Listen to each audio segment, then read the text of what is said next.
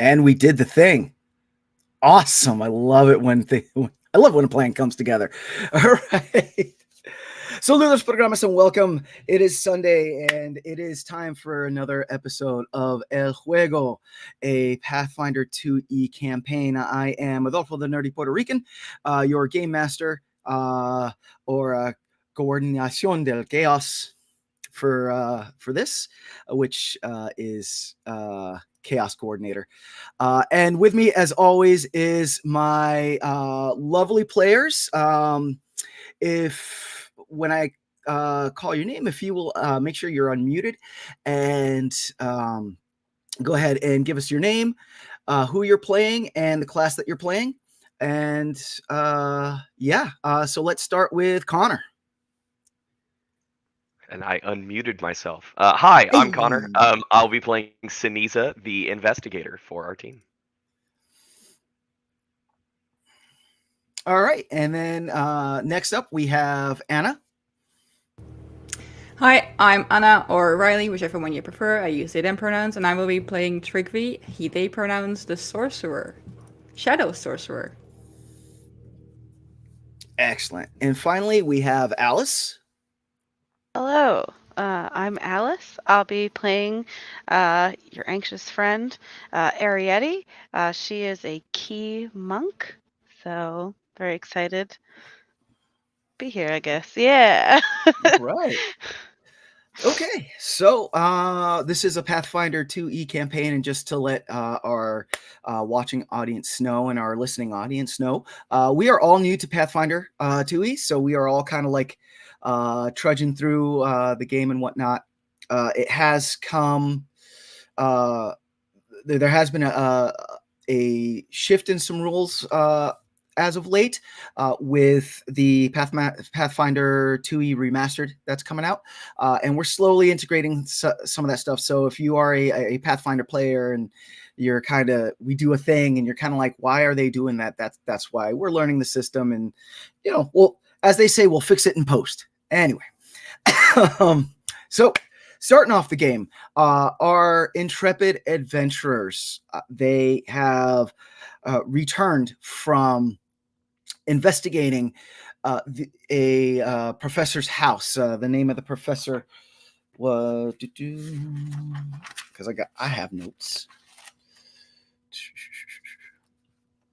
They went to go to investigate the house of Professor Miguel Albert. They were hired by a Mistress Claudia Paquette of some organization. They really didn't find out the organization, but they went to the professor's house. They did find the diary that they were there for. However, they also did find some orcs. Through some shenanigans, they found that there was a ancient temple underneath where the professor's house was. The team did go down into the temple for a little bit and then got out as the tide came in and returned back to Carmen's for a well-deserved rest. And so you all are now at Carmen's. So Carmen's is a hostel, bed and breakfast type situation. The outside looks like the type of architecture that you would see down in Puerto Rico, Cuba. It's that Spanish colonial type architecture on the outside. On the inside, in the middle, there is a courtyard. And that courtyard is kind of like the common meeting area where everyone comes down and meets. And then around are the rooms and what have you of Carmen's. And then, of course, in the back, there's the garden. And also off to the side, there's a bit of a garden, too. So you all did return back to Carmen's to get your long rest in. That way you could also level to level 2. And it is the new day. You all wake up. Let's start with Ceniza. What do you do upon waking up? I think with Ceniza, she sleeps outside in the garden that was established earlier on.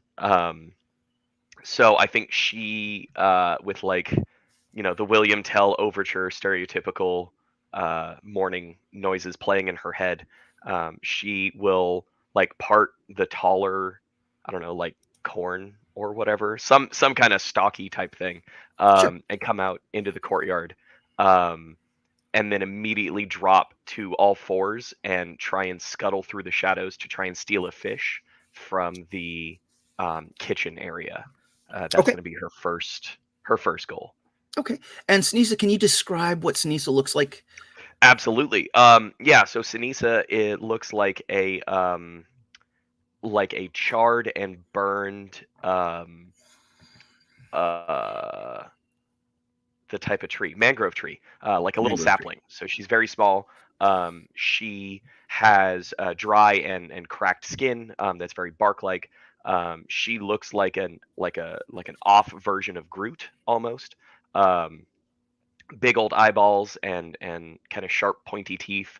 Um, she wears a cloak that's made out of various like palm fronds and fern leaves and other like natural vegetation that she constantly picks up and weaves together to form her little like bundle of security blankie. And she has various like sticks and roots and other organic compounds that she collects and wears on her person. So she's based off of my cat mentality wise, but she is very much a very sweet plant person. Um, but she's native to this land. She's native to the islands, and she's here for saving the forest as much as she can. Okay. And in the bottom, it's a picture that I put to represent what the courtyard of Carmen's kind of looks like. It's open air. It's surrounded on all sides by the structure of Carmen's. Nice little fountain that is bubbling. So Sinisa, you dropped all fours and you go, and before you even enter the kitchen, you see that Carmen, seeing how you've been here for a while, Carmen has actually already left like a bucket of fish for you.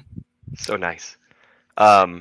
I reject this hospitality and sneak up on the bucket like I'm stealing from the colonizers, and this will show them, ha ha ha ha ha, and then Got it. just and then book it over and hide in the shadow of the fountain.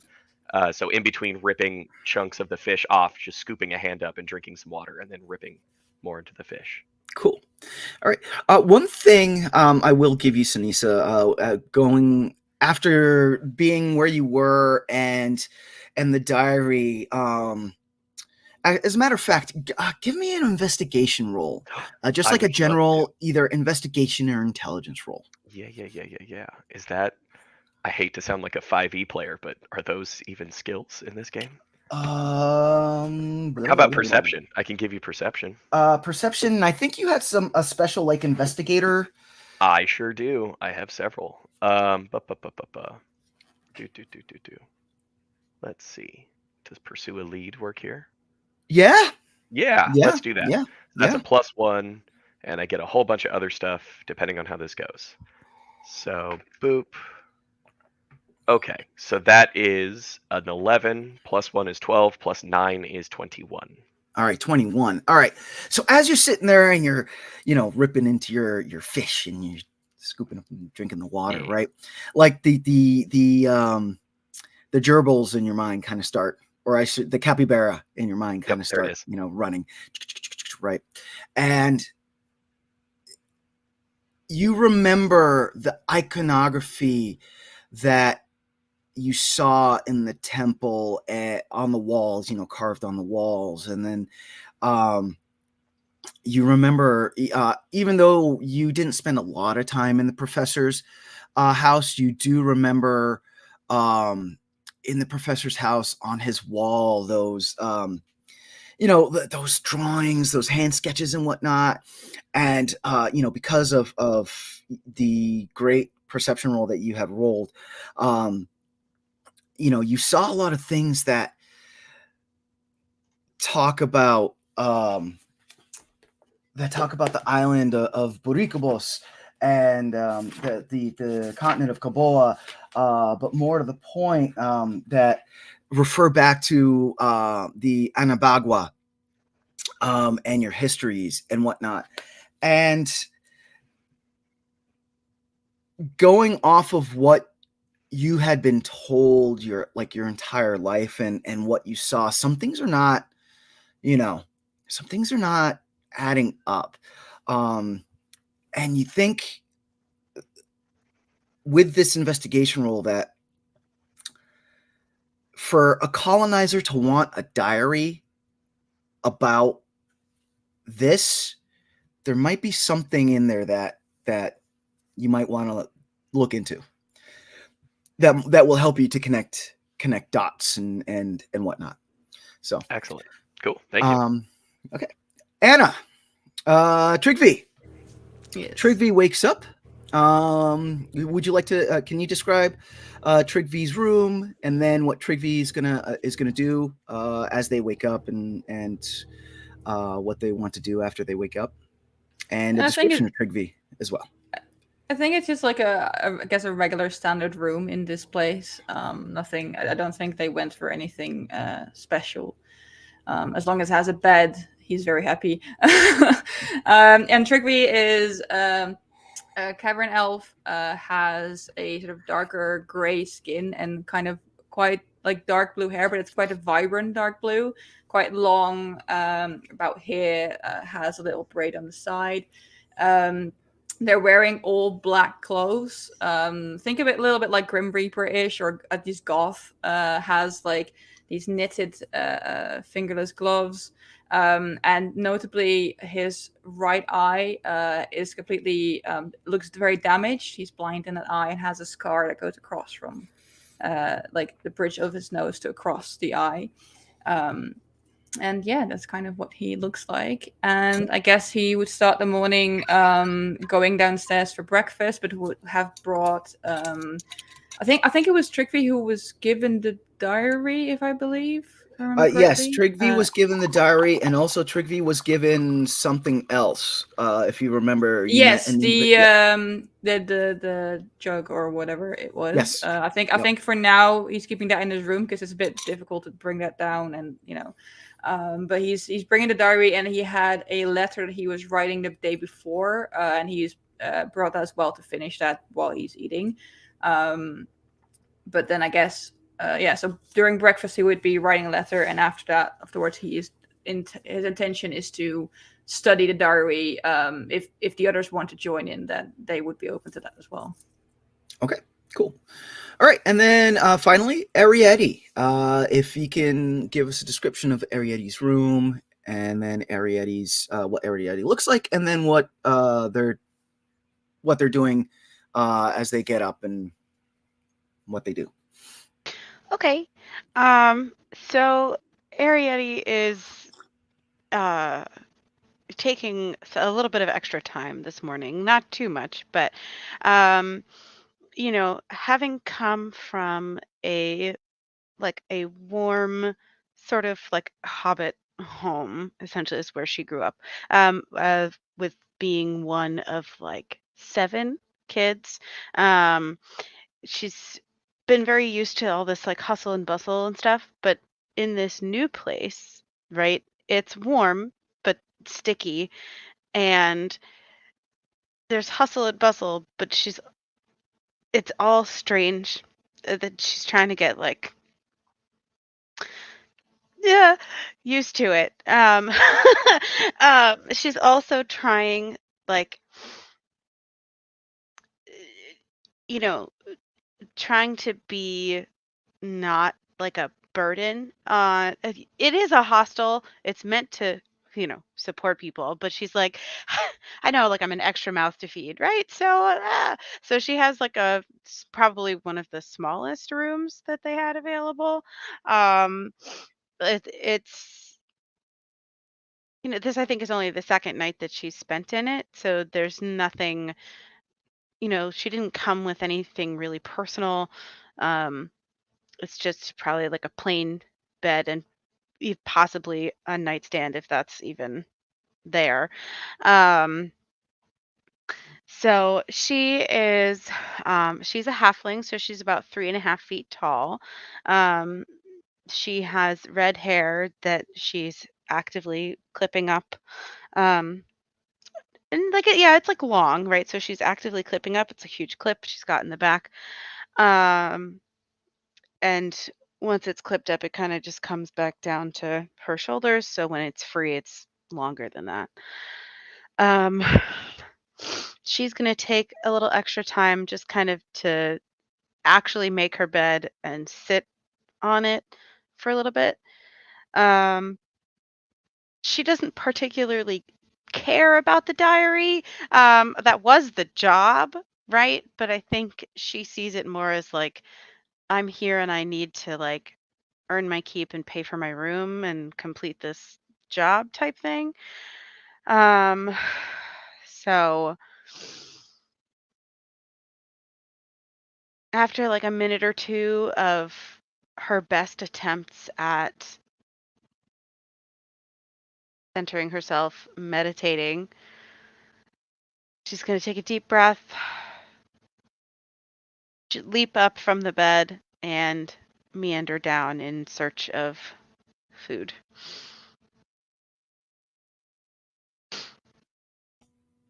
Okay, so everyone eventually finds their way down into the courtyard area, and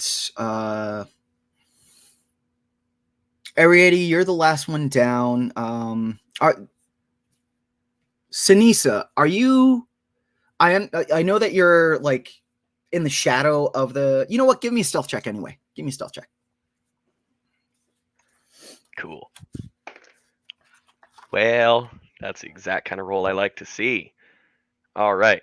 So that's a 4 plus 7 for an 11. For an 11. Okay. So Anna, Trygve, and Arietty, as you come down, I'll give you the choice of if you with an 11, if your passive perception, which would be 10 plus your perception, if that beats that 7, then you see Ceniza, or if you want to just go ahead and fail upright, so you have no idea Ceniza's there, you can do that as well. But Trygve, you're the first one as you come in. Do you see Ceniza? I think Trygve's passive perception would be like 16. I think they do, but then I guess would clock that she's trying to hide, so like pretends that he doesn't see, just to give her that illusion that he doesn't know that she's there. All right, and then Arietty, when you come down, do you see Ceniza? I would with my passive Okay. perception. Hold on. Can I add some flavor to that? Yeah, by all means, please. I think what it is that Ceniza hears you two coming and then just goes inside the cloak. So it's like there's like a mismatched bush oddly placed in the middle of the courtyard that was not there. So it's like hiding in plain sight, like, oh, I'm going to surprise him so good. But it's very clearly a shaking bush giggling to itself. So, I mean, Trygve has a daughter, like, he knows these kind of things, so he's absolutely willing to give Ceniza that credit, and like, I appreciate that, thank you. So, Arietty, how do you react to Ceniza, or do you not react? I think it's gonna be kind of like like haha, I have like siblings who would do this at home. So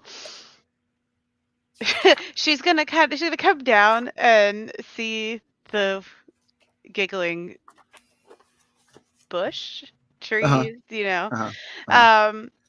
and definitely walk around it and be like, oh man, they must have planted something last night. I would have tripped right over that if I didn't see it.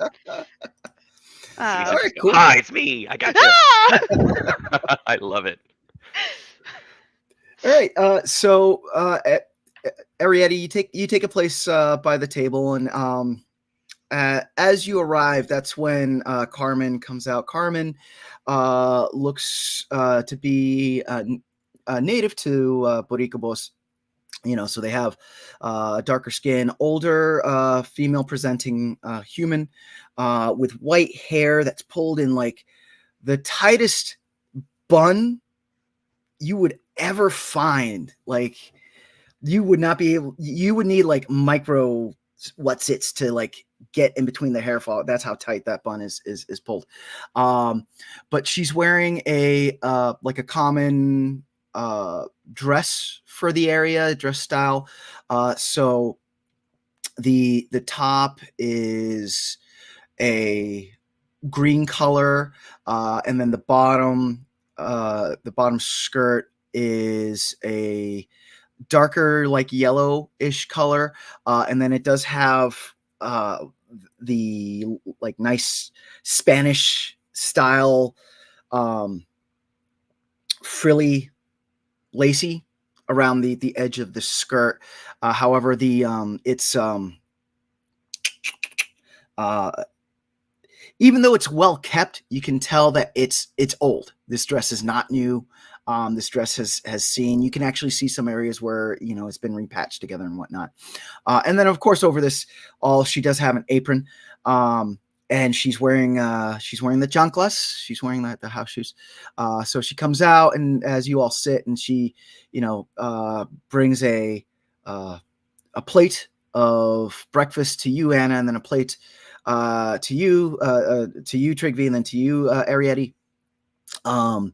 And she puts a jug of water on the table as well, and continues to set out the things that you would need to eat. And then after she would do that, she would return, in essence, disappear back into the kitchen or wherever.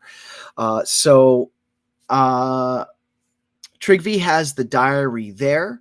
Trygve, is the diary out, or is it like in a sack?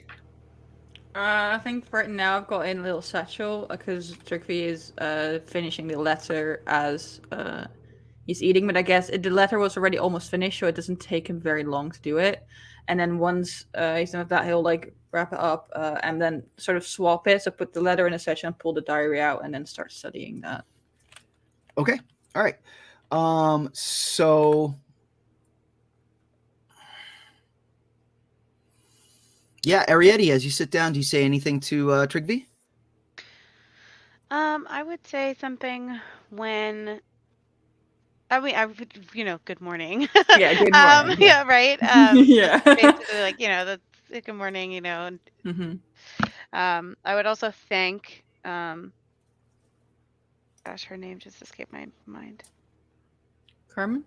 Carmen. Yes, I would thank Carmen as she brings out food. And then once Trygve pulls the diary out, once he's done writing his letter, I would just look up and go, oh, aren't we supposed to like turn that in somewhere? I mean, we are, but I thought it might be a good idea to figure out what is inside it before we just hand it over to anyone. Oh, well, that's right. There was like a giant like snake temple thing up there Yes. that he was living right by. So that makes sense, actually. Do you want to have a look? Yes. Yes. Well, Turkey would like sort of like pull it, like would try and turn around, and then realize like it'd be easier if everyone just came to sit next to him. So it would just be like, maybe come around this side of the table. Okay. Okay. So Ceniza, do you hop up on the table to take a look?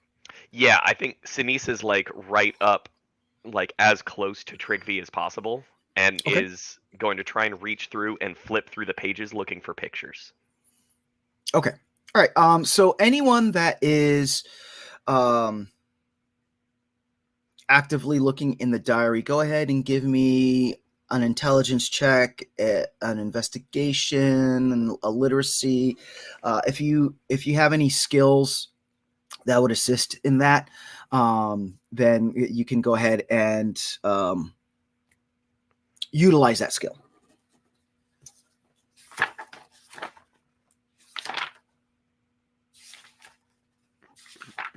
I got Is for the subject sorry, matter go of this diary like regional stuff?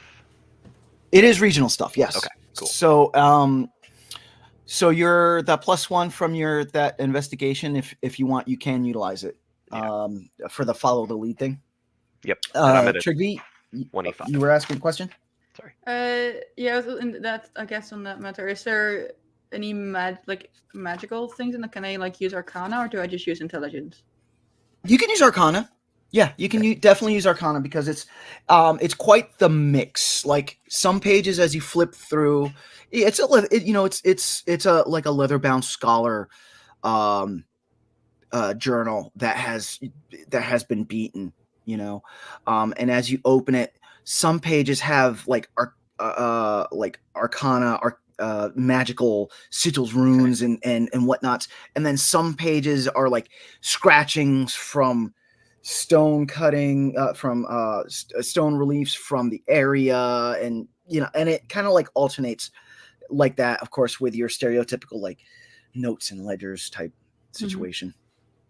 Okay, that would be a 21 then for me. 21. Okay.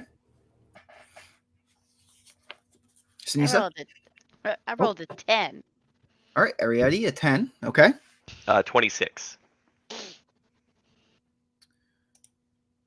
26. All right. So,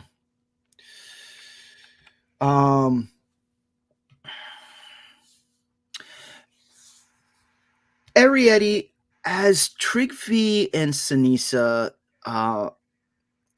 and I don't mean this in a mean way, but they are the smarter ones in the group. That's for sure.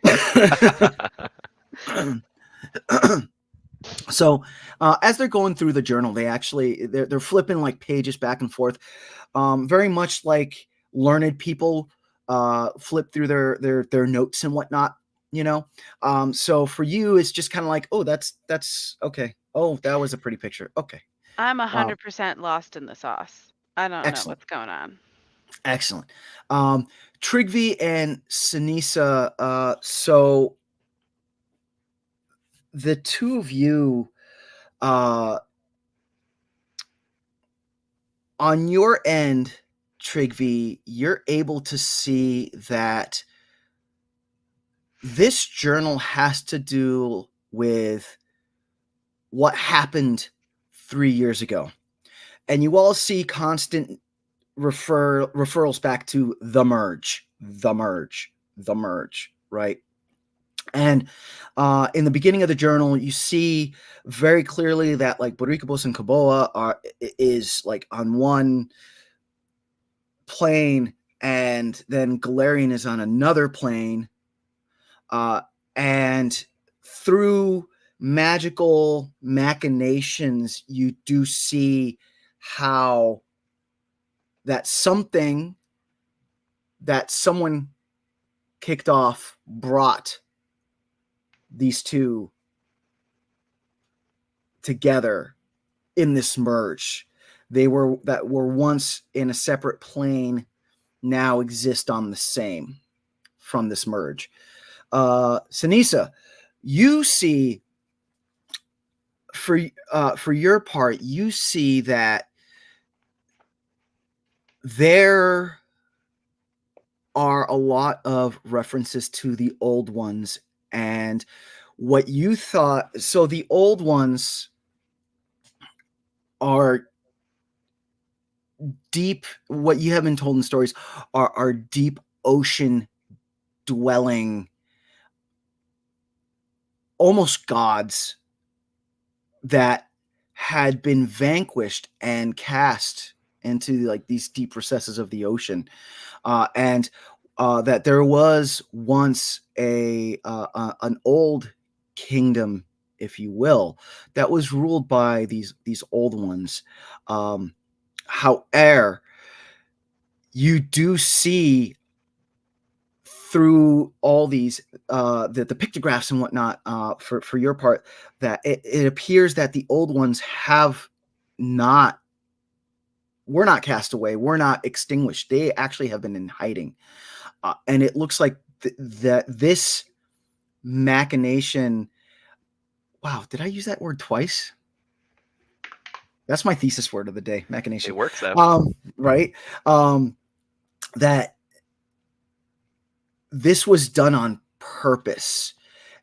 And the thing that really makes you kind of stiffen with fear is you see that, one, this process is fueled by the life essence of the Quetzalcoatl, which are celestial, godlike, winged serpents that you've heard in stories from all across the area, right? So it's not just a Kaboa thing; it's Kaboa and Boricabos both. But again, it's one of those things that you were told that they are myth, that they're not real. But these pictures would prove otherwise, that it's that they are real, and that they're being hunted and used to power this magic. The other thing that shoots a electrical shot of fear down your non-existent spine is that this magic is to bring back the old empire and to awaken the dragons of old that brought chaos to the area. Now, Trygve, for your part, you don't, because you're not learned on the Boricabos lore. That second half, you're not able to decipher. You're able to decipher more like the magical. Oh, okay, this is this, and this turns into this, and oh, something or some people, some things kick this off, and it was not supposed to happen. So, what do you all want to do?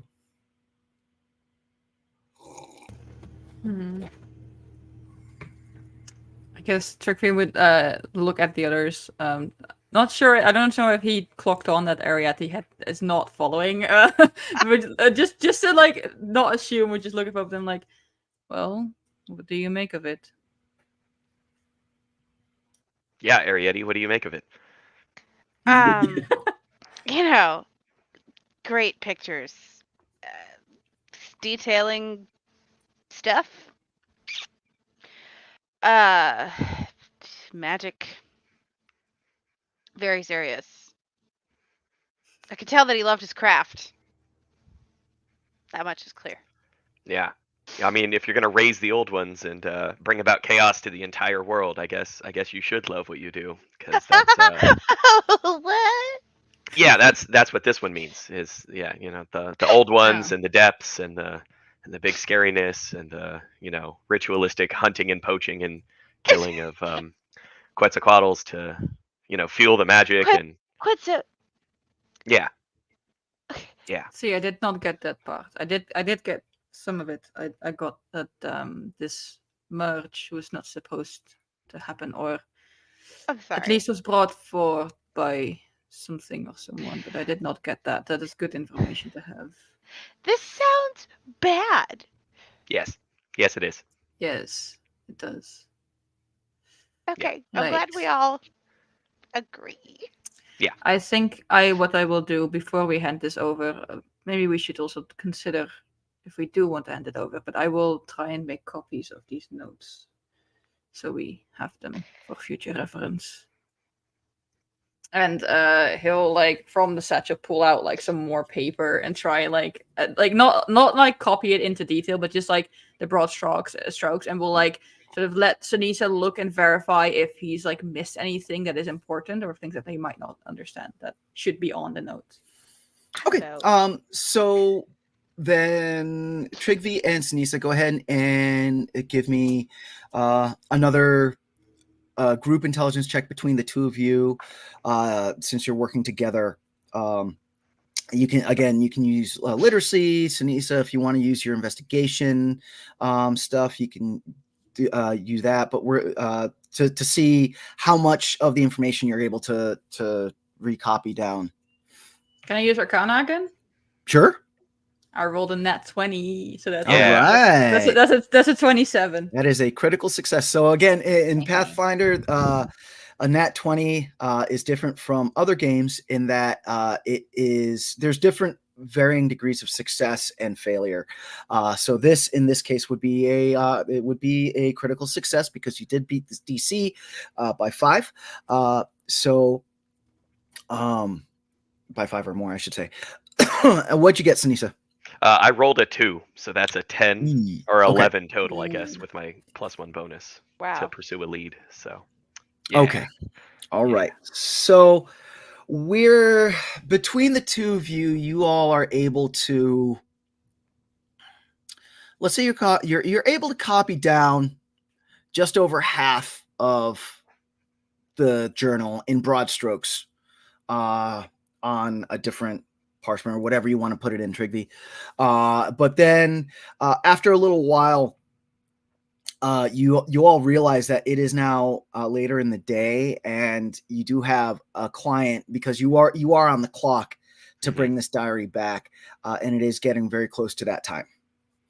I mean, and also with all this, like, very serious, like, big old worldy, the old ones in this. I mean, don't we want to just, like, I don't know, have someone like more, like, higher up take care of it? I guess.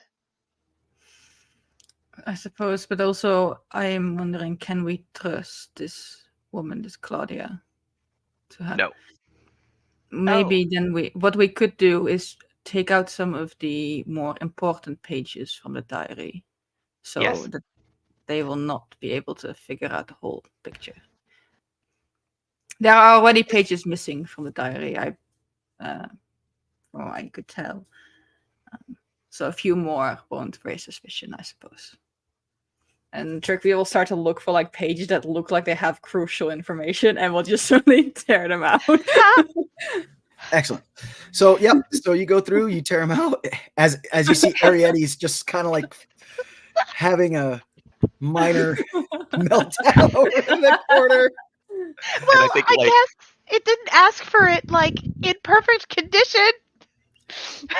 And I think, like, cinematically wise, the camera would possibly like look past Arietty like freaking out, and it's Ceniza holding like a lit tinder twig, going, "Yeah, that's a much better idea. That's fewer pages. Good, yes." And then as Carmen kind of like appears from off stage and slides Arietty a calming tea and like slowly disappears back off screen type thing. Love it. So Love yeah. her. So you were able to rip pages off, and you're now getting towards into that time that you need to Yes, we get need back. to go. So, Yeah. Okay, you all collect yourselves and head out. I will also go up quickly to my room and take the jar that I was given to try and find. 1 second. Ernesto. Okay. While we're on, but yeah, so I'll go collect the jar, and then I guess we're all heading out to first deliver the diary. Cool. Before we before we get to the adventurer's lodge, or whatever word we came up with last time for it, Ceniza is going to say, did we figure out what happened to the guy whose house that was? Because he like wasn't there, but do we know where he went? Oh, He was killed, I believe, by the orcs. Yes. Good. No loose Evil. ends. oh, okay. Okay. Is that Not a where I problem. thought that was going? Well, we're fine. All right. Okay. So you set off. Trygve, are you just really quick, the letter, you were able to finish it. Did you want to give it to Carmen so that they could send it out? Or Yeah, if that's possible. I didn't know if that was if that was an option, but yeah, then that's yeah. For all intents and purposes, Carmen's is like your one stop for like all that stuff. So yeah, Trygve with it's for the home front. So Okay. give it off to Carmen and Cool. pay whatever needed for any stamps or whatever. Okay. Oh, well, Carmen, just like I put on bill. Do not worry. You go. Okay, Bye. thank you. So, all right. All right. So you all head out, and you head out into Port Bacall. So Port Bacall, in this time right now, Port Bacall is the only footholds that the nations of Galarian have been able to diplomatize with the peoples of Boricobus and Koboa, because when the merger did happen, people from Galarian did try to come into Boricobus and Koboa, but they were met with stiff resistance. Ships disappeared, et cetera, et cetera, et cetera. So what they did was they sat down with the tribes and the other peoples of Boricobus and Koboa, and they settled that Port Bacall would be the place that the people of Galarian would come in and then come in through, and then from there would disperse out. So Port Bacall, it looks like your stereotypical like Havana, Cuba, San Juan, Puerto Rico, colonial. The roads, as you get closer into the middle of the city, the roads go from like a pounded dirt to cobblestone. You have the difference with Port Bacall though is on the outer outskirts, you do have just like 1-story buildings that are very simple. As you start getting into Port Bacall, you start seeing a whole bunch of different architecture that would be more reminiscent of the other nations that are coming in from Galarian, with a mix of buildings from people that are from the area as well. You all get into it. Is daytime, by the way. It is daytime. I know the picture I posted is nighttime, but that photo that I posted is stereotypical of what the buildings around Port Bacall, around the center of Port Bacall, I should say, look like. They're really close together. They have, most of them are adorned with bright colors. You have those Spanish style little verandas type situation. As you get closer, the taller ones are like 3 stories high, but the average is one to 2. The sounds of the bustling port town can be heard echoing like a cacophony off of the buildings. The bells and chimes of the ships that are coming in, the chatters of business going on and whatnot. You all meander towards the building where you were hired, and as you turn, you get onto this one street, and it's empty. You can still hear like the echoes of the city, but it's empty. On either side of you, you have 2-story buildings, much set up like you see in the picture. I need everyone to give me a perception check. Is this a visual one or not? Visual, yes. Okay.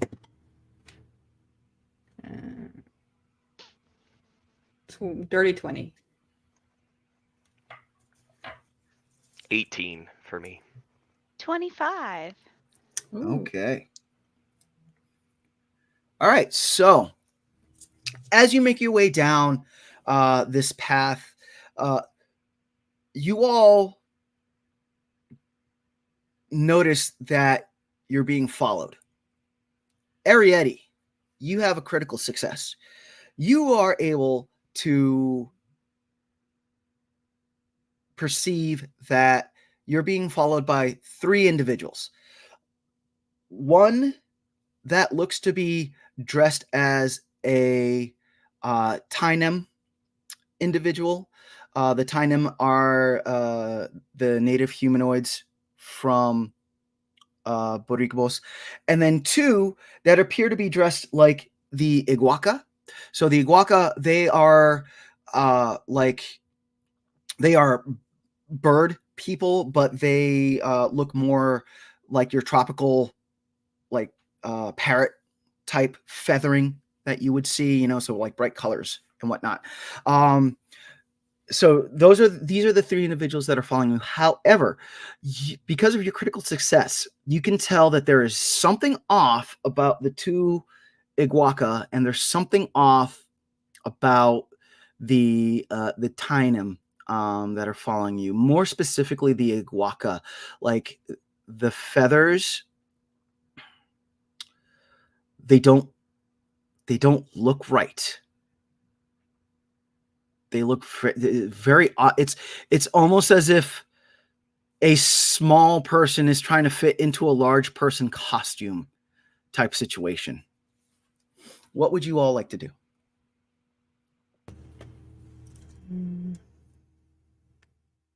I guess Trygve would also look at the others to see if they've clocked on as well, which I think they did. And then I guess just keeps walking, but I don't know the area, so I can't really go like zigzag and go to different streets because I don't know where I'm going very well. But, Right. Right. So to give you a little bit more, this street that you're on, it goes straight for like 500 feet before it splits out.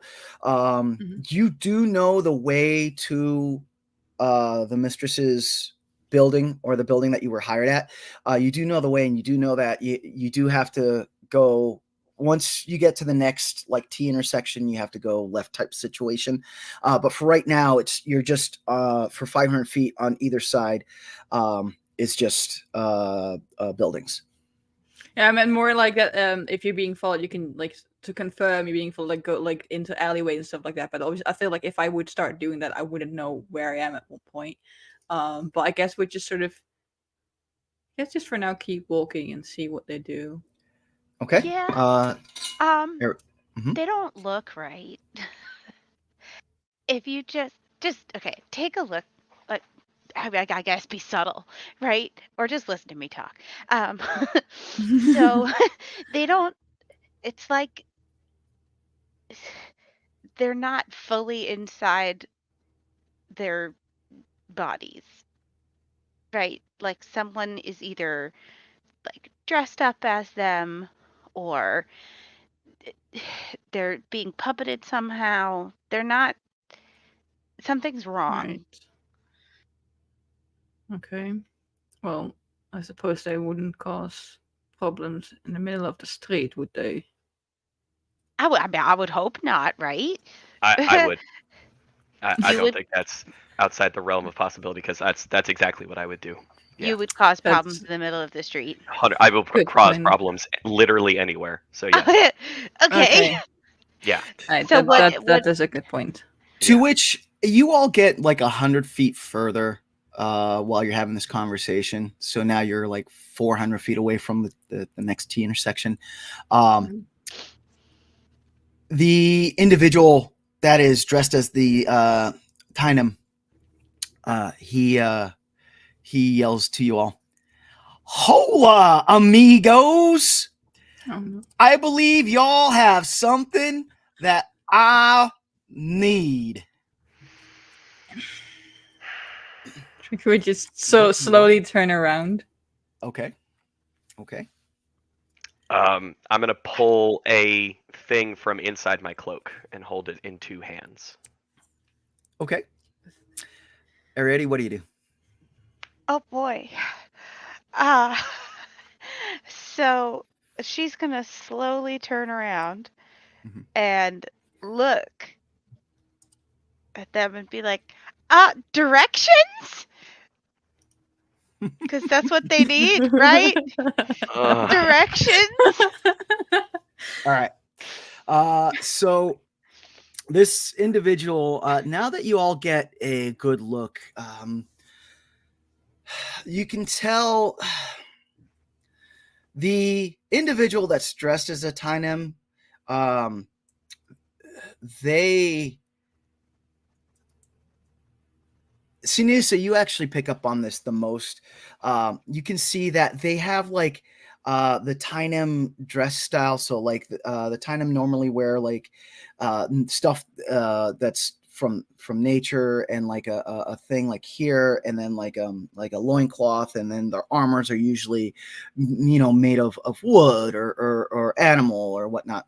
This individual has like the thing that they wear over their torso, and the loincloth, but it's over regular like leather studded armor, which does not look from the island. And then you the big kicker though is the two goblins. I'm sorry. I let that go. You notice that the two short individuals that are supposed to be the Iguaca, they have green skin, and they are quite literally in like crappy made Halloween costumes of like colored feathers that are way too big, because Iguacan are normal humanoid size and these are goblins. So, like the beak is like off to this side, and the goblin nose, and they have like the feather, like you see like a feather pointing this way and a feather pointing this way and a feather pointing, this way. So they don't look good at all. Like they're trying to pass, but they are failing now that you actually look at them. The humanoid, the one that's in the studded armor, he goes, "Yeah, I have it on good authority that y'all have a little diary, and I'm gonna give you the option. Y'all can just give us the diary and we won't rough you up, or we're gonna rough you up." I need everyone to give me a will save, please.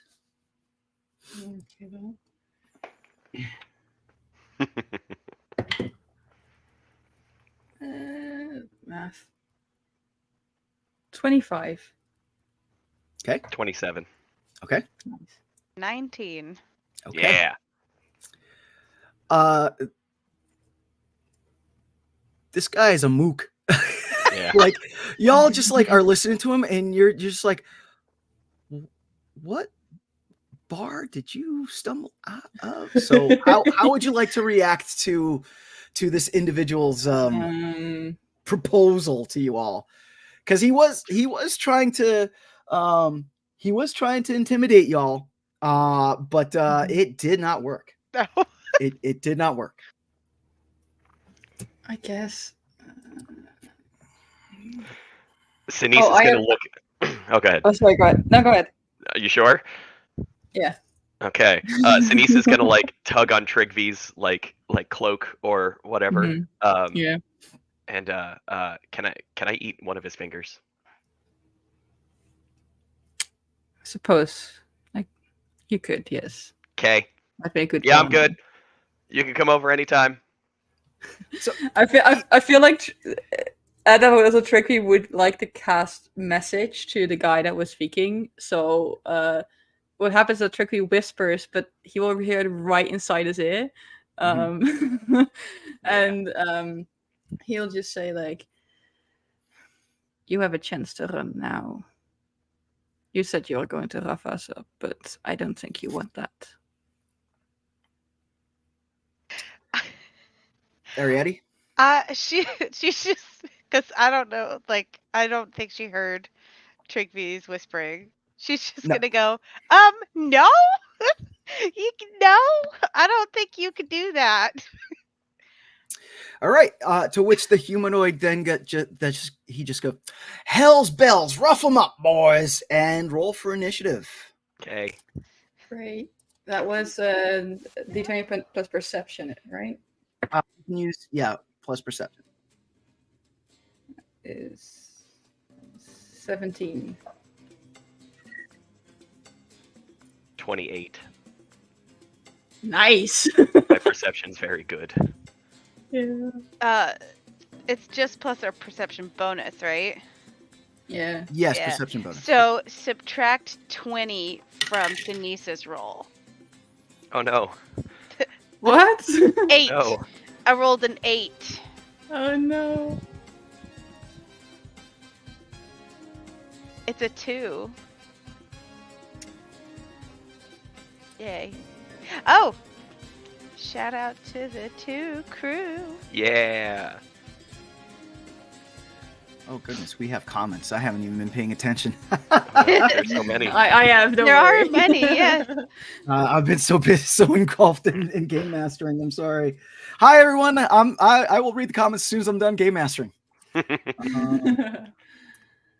Oh my god, math! I can do this. I believe in you. All right. Trygve, what did you get? 17. Even online, I roll like crap. Ceniza, Yeah. what'd you roll? What did I get? 28? Is 28. that right? Yeah, that was 28, what you got. Yes. Insane. Yes. All right. 19 plus 9, 28. Yes. Okay.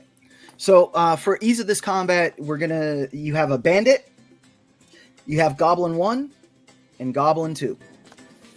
Right. Ceniza, go ahead. Okay. How far away are we?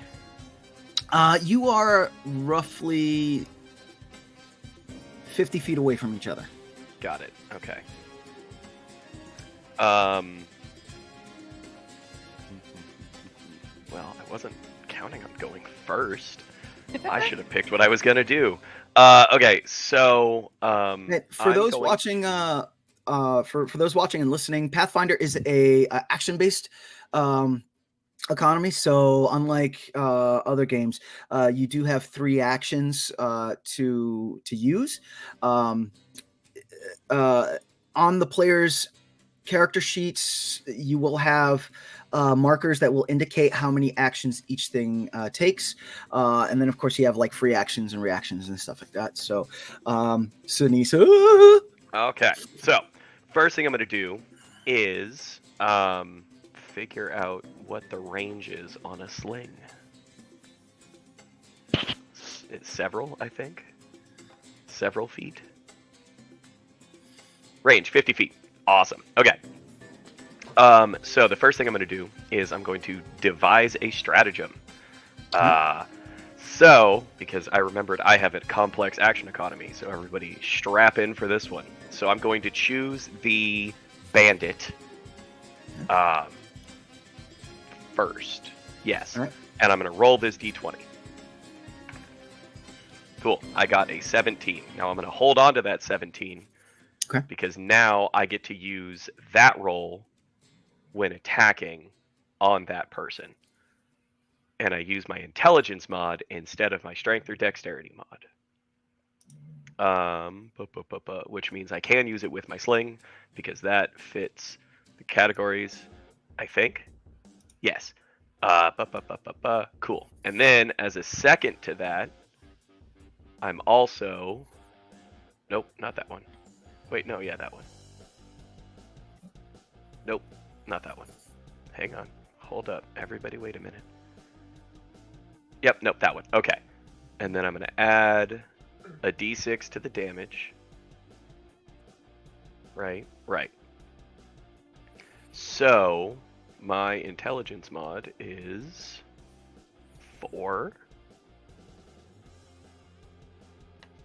Right. Right.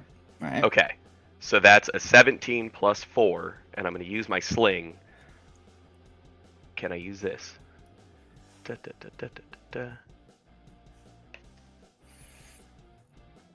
Nope, hang on. Nope, can't use that yet. Okay, that's fine. I'll get closer and do that next. Okay, so I'm going to do a 17 Plus 4. plus 4? That's not... Yeah, you said 4. I did. You did. Oh, no, sorry. 8. Because it's 4 plus 4 because I'm proficient with the sling. So that's 17 plus 8 to hit that dude in the face. All right. Yeah, you crack him in the face. Ooh, you get a crit success too. Yeah. Okay. So that's double damage, right? that's double damage. And Okay. I would, when you're done rolling the damage, and as we move on or whatnot, just double check to make sure that your weapon on a crit success it doesn't do something else, because you'll see in the descriptions you'll have crit success. I'm sorry, you'll have success and then crit success, Mhm. and that'll sometimes it will kick off other things. So go ahead and roll the damage, double damage. Okay. So because I'm using strategic strike, that adds a 1d6 to my attack. Okay. So plus the 1d6 for the sling. So is that 4d6 or is that 3d6? So the weapon damage is doubled, and then everything else is just by itself. On top. Perfect. Okay. Yep. Cool. All right. So that is 9 plus 2 for 11. That's 11 damage, please. 11 damage. You got it. Cool. All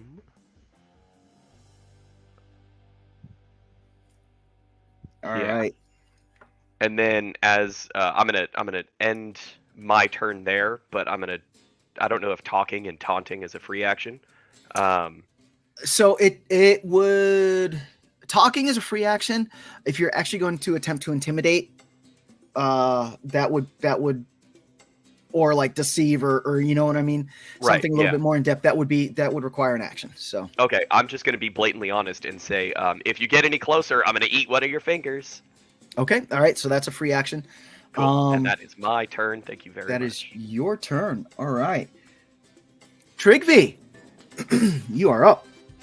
So how far away were they? 50 feet. 50 feet. I will get closer. Is there a way? Are they like conveniently standing in a line by any chance?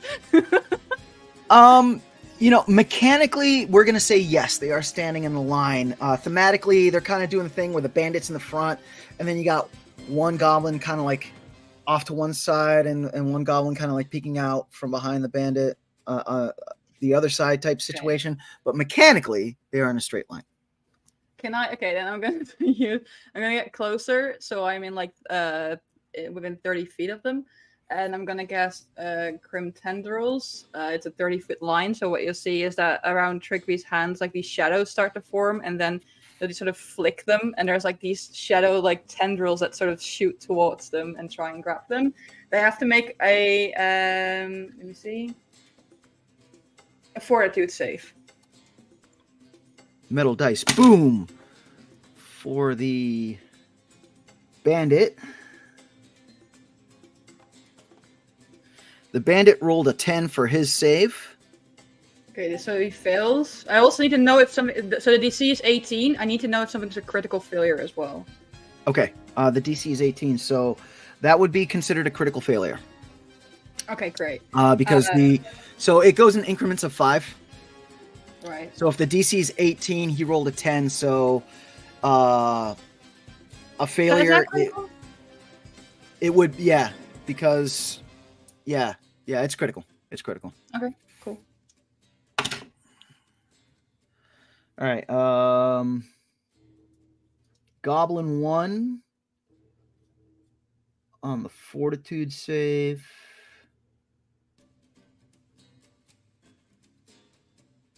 Wow, Goblin 1 makes it. Okay, that's all right. Goblin 2,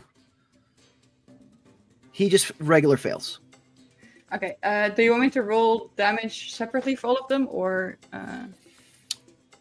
No, you can roll. You can just roll One roll. I guess it's all in one line. Okay, so oh, that was good. So the one that succeeded gets 2 negative damage. Okay. The one that fails gets 4 negative damage plus 1 persistent bleed damage. Okay. And the one that critical fails gets. Let me read that. gets 8 negative damage and 2 persistent bleed damage. So I think persistent bleed is isn't that they take the same damage every round, or what is it? Yes. So that they on top of on their turn they would take the bleed damage. The only thing I need to know is, do they get to make another saving throw to It doesn't say. It doesn't say that they do. All right, cool. Then and that would be so one takes 1 persistent bleed and the other takes 2 persistent bleed damage. Okay, cool. So that's my turn. All right, excellent. Okay, so the goblins go. So 6, 5, 4.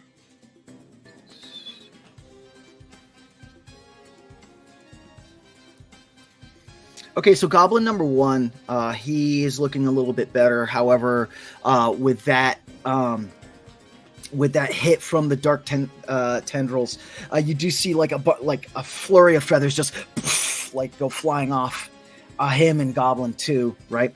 Goblin 1, who is looking a little bit better, he does make a bolt for a building to your left where there is it's made out of brick, and there's like a low hanging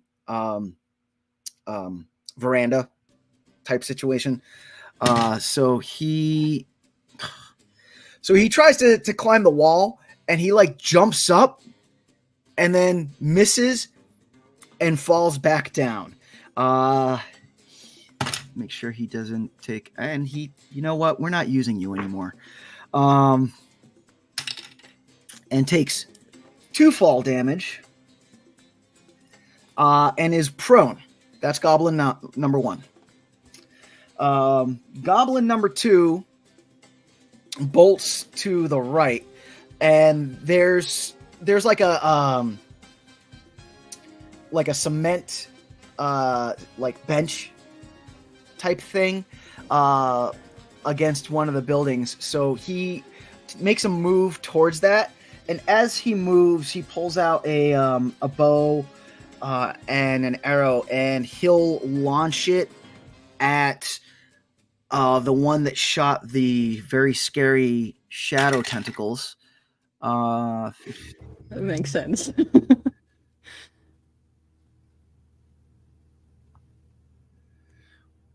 What's your AC, Trygve? 18.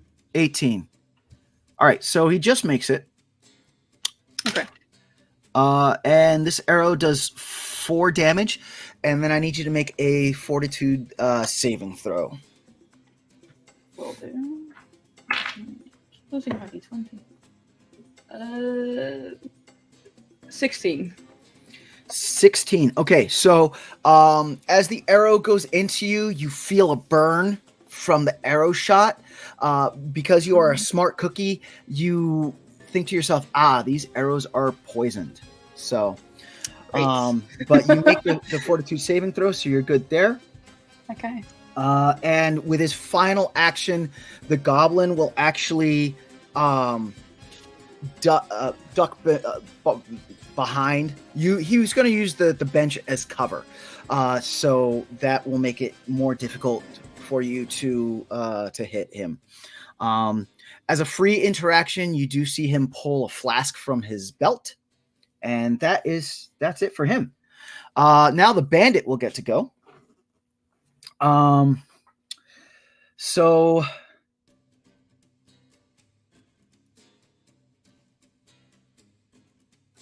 he is going to, the bandit, for his first action, he is going to attempt to demoralize you all and say, y'all should have just handed the diary over. And I need everyone to make a will saving throw, please. Oof.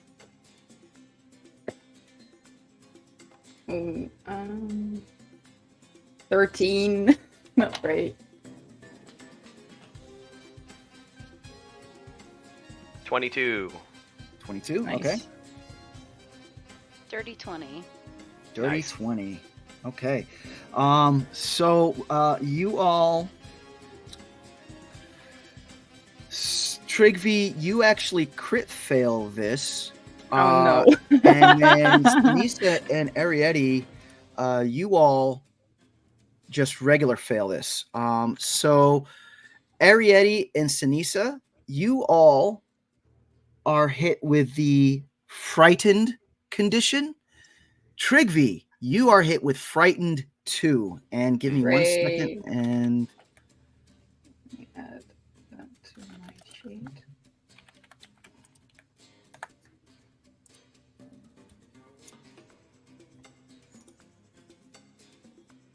Okay.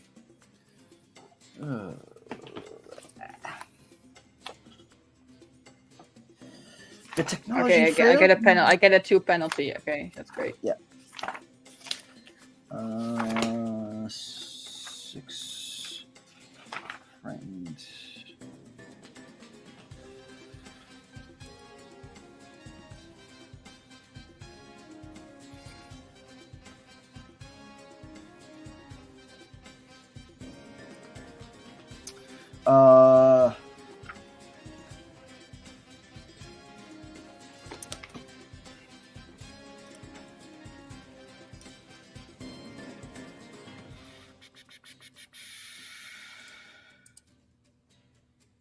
My frightened status.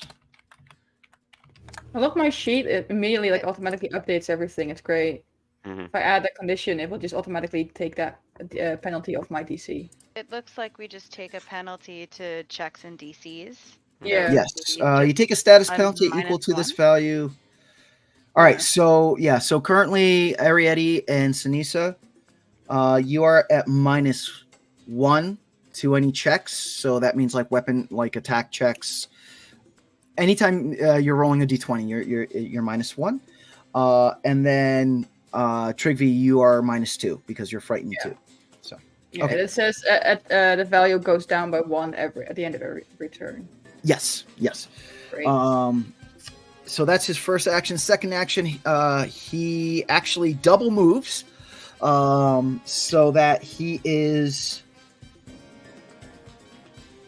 in Trygve's face again, because Trygve is the one that shot the spooky.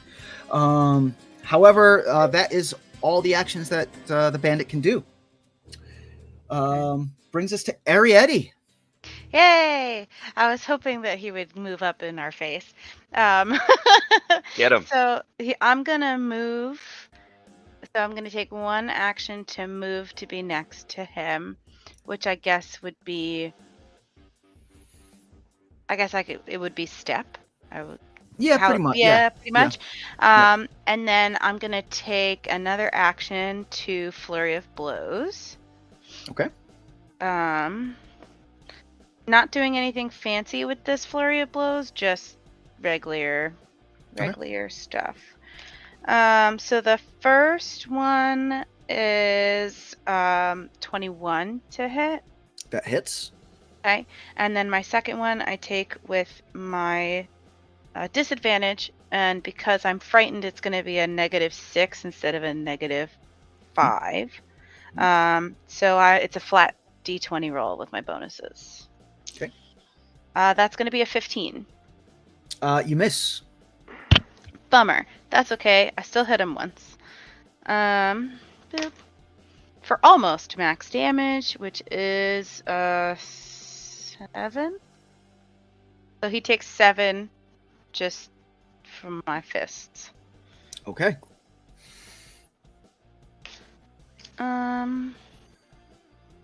Let's see. I have another action left.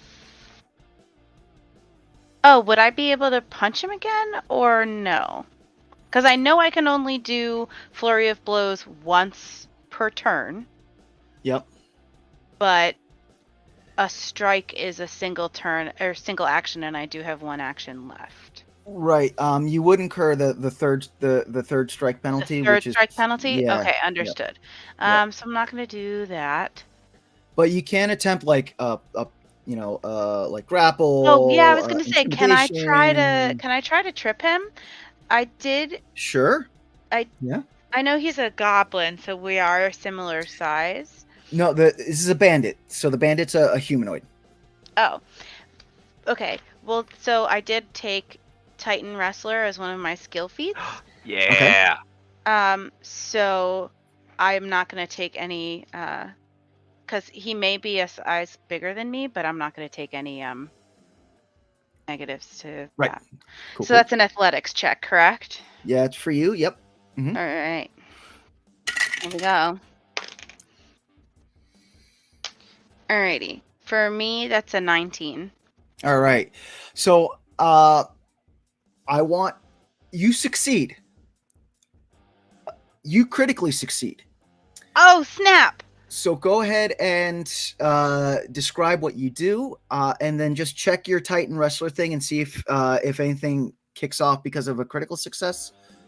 I don't think so. It just says I can do these things instead of not being able to. Okay. But I will double check.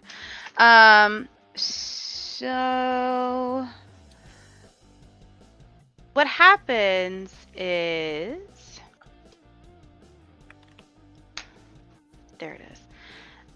Okay, so I go to hit, and I connect with the first, and then I go to hit again with my other fist, but I miss.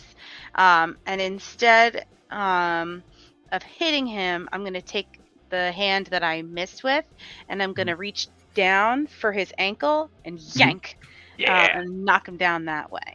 All right. So so this bandit took the first punch.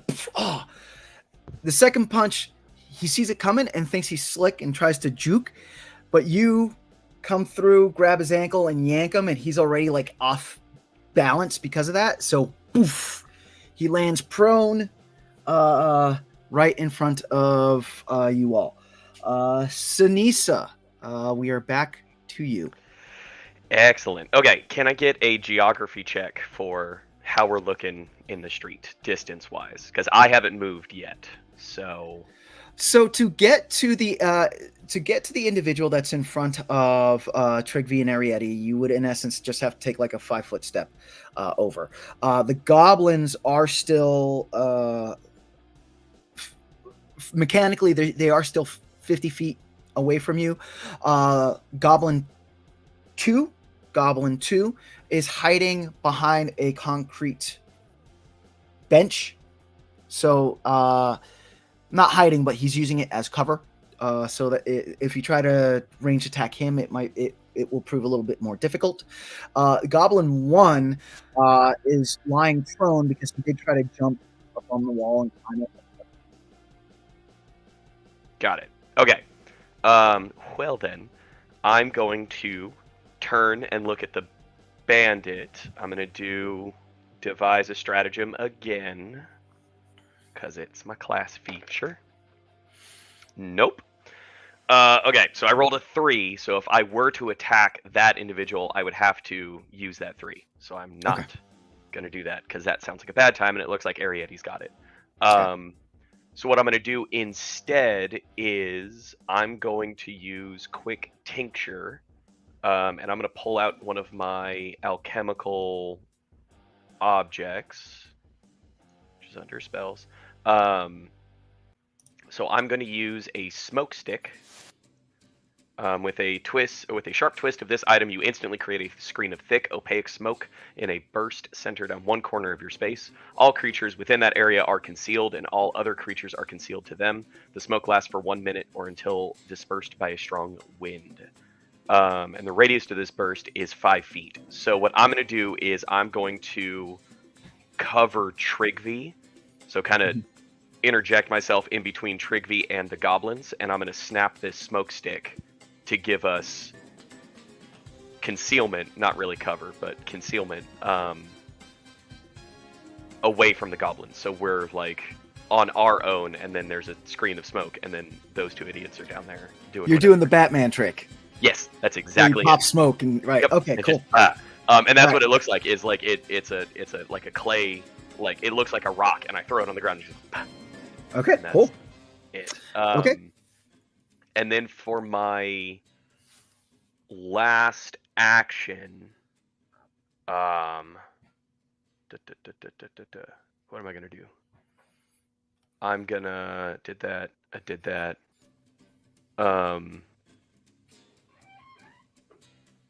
Yeah, no, I can't attack that guy. Okay, I think what I'm gonna do from there is I'm gonna try and position, like use like half the movement or whatever, and try and position Trygve, who's still frightened, to give us a little bit more strategic distance away from Arietty and the bandit grappling each other.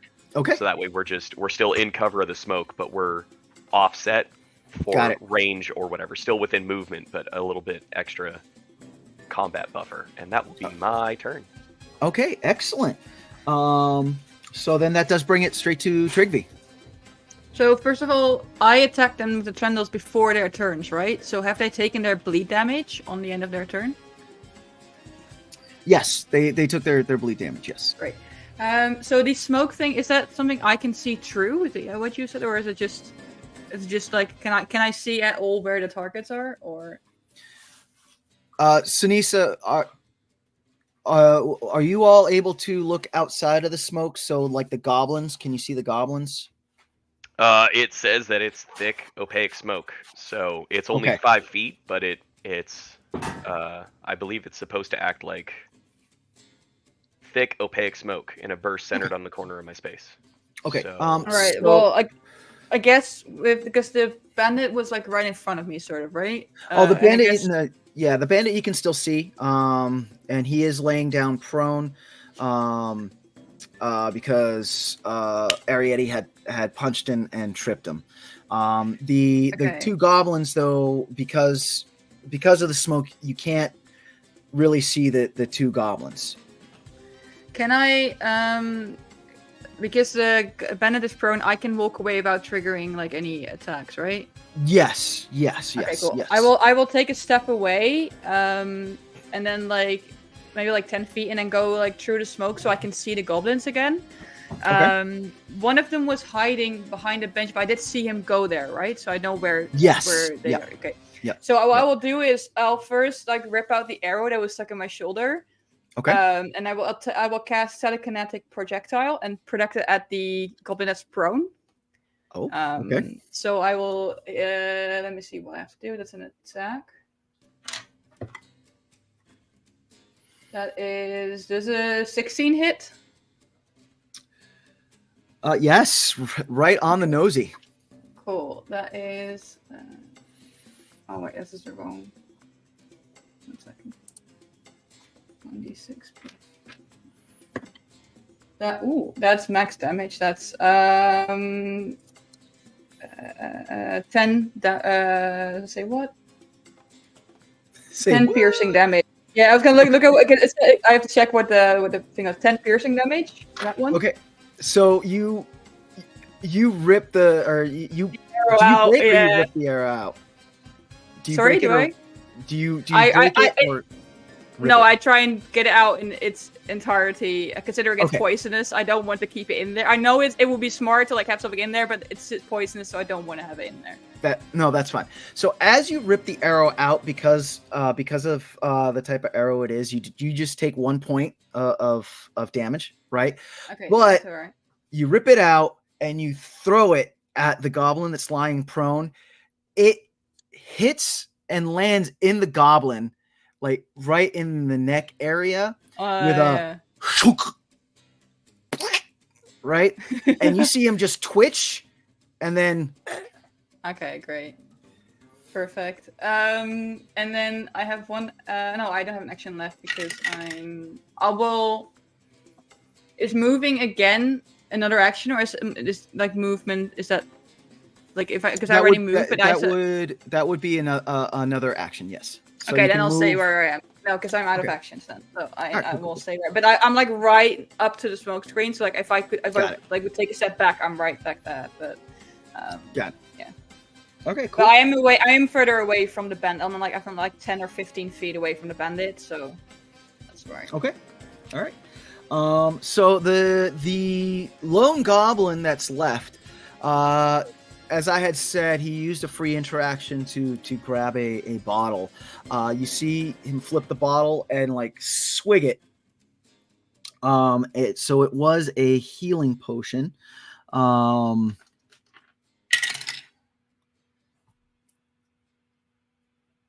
he gains. Was that the goblin with the double bleed, or is that not the one? No, the goblin with the double bleed. Is the one was the one that you just killed. Okay. Yeah. Okay. But he takes the bleed. So he gets. So the goblin that was using the bench as cover, he gets up and he watches what you do to his compatriot, and then like looks back at you, Trygve, and just turns and starts running down the street. Ah! Yeah. Great. As they fit him around. Okay, it is the bandit's turn.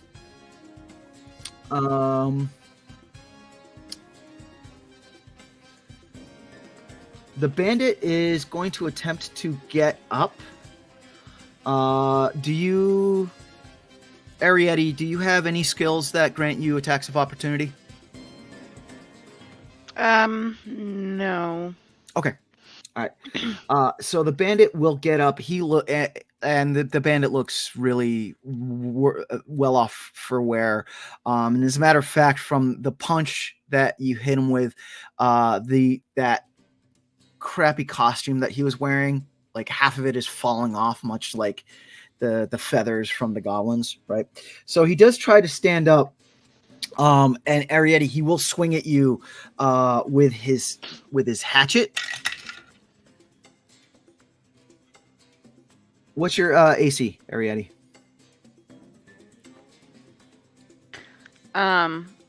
19. 19. Wow. Okay.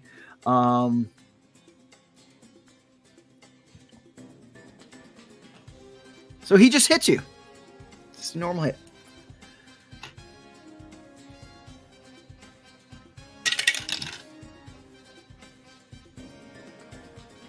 Doing 10 points of damage as the hatchet lands a solid blow into you. Okay.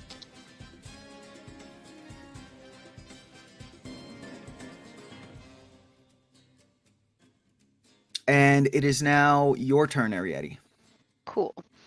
I'm gonna do my key strike. So yeah.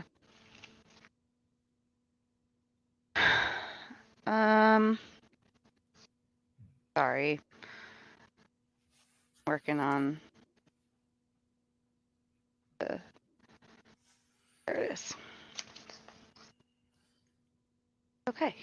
I am going to do an elemental fist. Okay. So in addition, I'm gonna hit him with if I connect. Well, let me see if I connect first. Okay. Let's do that.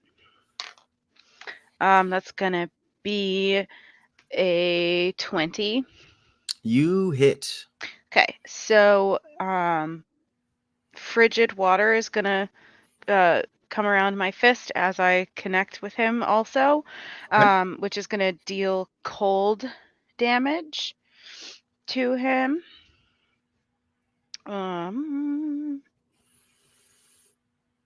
Okay. Which is, sorry. So it'll be 3 regular from my fist, and then 3 cold Okay. from the water. So for a total of 6. Describe describe how you connect and how the ice forms and just describe that whole scene for us. It's not ice. It's frigid water. Frigid water. Sorry.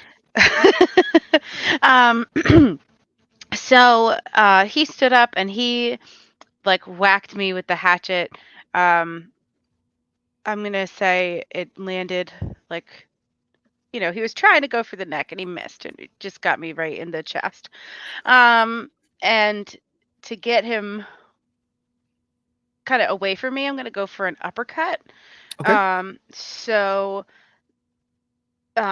because we just had this horrifying experience in an underground temple filling with salt water, right? She's just like right there in that moment and wants to give him all that, like, that fear, right? So the cold water will coalesce around her arm, or yeah, kind of like um like an extra fist just Mhm. flowing around it. And so she'll connect right with his jaw, with the water first, and then following through with her fist. So that's what that looks like. Hopefully to just kind of Okay. get Cool. him away. So that split second before you connect, almost like a boxing glove of water coalesces around Arietty's fist as she uppercuts the bandit in the chin. As you connect, the water just splashes up, and the bandit, like in a video game, KO! You are able to like lift him maybe 6 inches off the ground, as his head cracks back and he lands on the ground. And then like a second after he lands on the ground, knocked out, you see the bleed damage just like blood just kind of like twitch out of him. All right. And that's so technically I do have 2 oh, actions left okay. in I my turn. apologize. That was my first action. Go ahead. Is there anybody else left? Just the guy who took the health potion? Yeah, and they're running. So technically, mechanically, they are still 50 feet away from you. However, they have turned away from you all, and they do look like they're running away. Okay, then I will choose to do nothing with my remaining actions. Okay. I mean, you could chase them down. I believe you have the I movement am to chase them down. choosing to do nothing with my remaining Okay. actions. Thank you. Cool. All right. So Ceniza or Trygve, do any of you want to chase down the last goblin or take him down? So you, in essence, you'll get a free action if you want to do something against this goblin, and then after this free action, he's going to be out of range and like running away. From a meta standpoint, yes. I think it's a good idea for information, at the bare minimum, just information. But from a character standpoint, I really want to bite that unconscious bandit's finger off. So if I can do that later, I will definitely, I would love to narratively chase down the goblin and get him, or at least try to get him. Okay. All right. Then what is your movement speed, Ceniza? 25. 20. Well, okay. This works because you're next up in initiative anyway. All right, so 25. So you would take 2 actions to double move, and that would actually get you at the back of the goblin. So then you would have an action to try to trip them, smack them, however you want to work that. Is the goblin size small? Size small. Okay. All right. I think what I'm going to try and do is, with my cane, try and sweep the leg. Okay. Because it has the sweep. I don't Sweep think the that's leg, actually Johnny. what that means. Hang on. Oh, no, that's not what that is. Never mind. Yeah, I'm just going to go straight for like a behind the knee and Okay. prevent from movement. Okay. Cool. That would be, and I'm just using my dex for this because I don't have that. So that's a 24. Oof. Yes, 24. Oof. Yep, you tripped the goblin good. Were you trying to do damage or just trip him? I would forego the damage just to prevent it from running away. Okay, this goblin number 2 is now prone. Cool.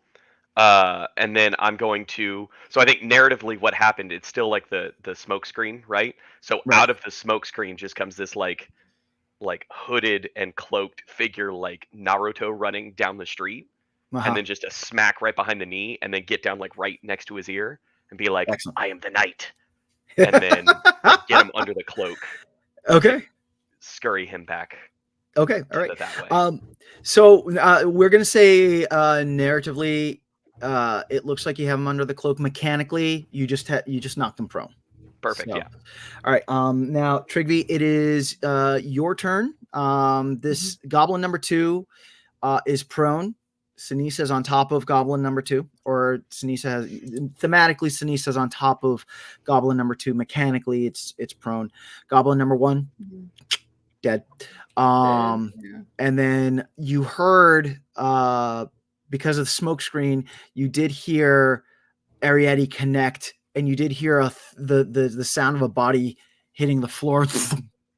So you feel that the bandit has been neutralized. What would you like to do? I will I have like an adventure spec. I have rope. So I will take out from the thing with my rope, and I will I guess double my movement to get to where Ceniza and the goblin are. And I guess seeing that Ceniza's on top of the goblin, we'll just look at them and be like hold up the rope and like maybe we can tie him up and get some answers out of him, yes? Yeah, that's a good idea too. Okay. And I guess I will try and tie this goblin up. I don't know. I'm trying to. Okay. Go ahead and give me a survival check. To. Oh, I'm not great at that. Okay. To tie them up. Oh, hang on. That was close. 19. Okay, that's not bad. All right. Yep. So you feel that that you've tied up goblin number 2 well enough that they're not gonna, scurry away. And finally, Arietty, what would you like to do? I will say that as this happens, a warm Caribbean breeze does blow through this down this street, and the smoke screen does dissipate because of the breeze.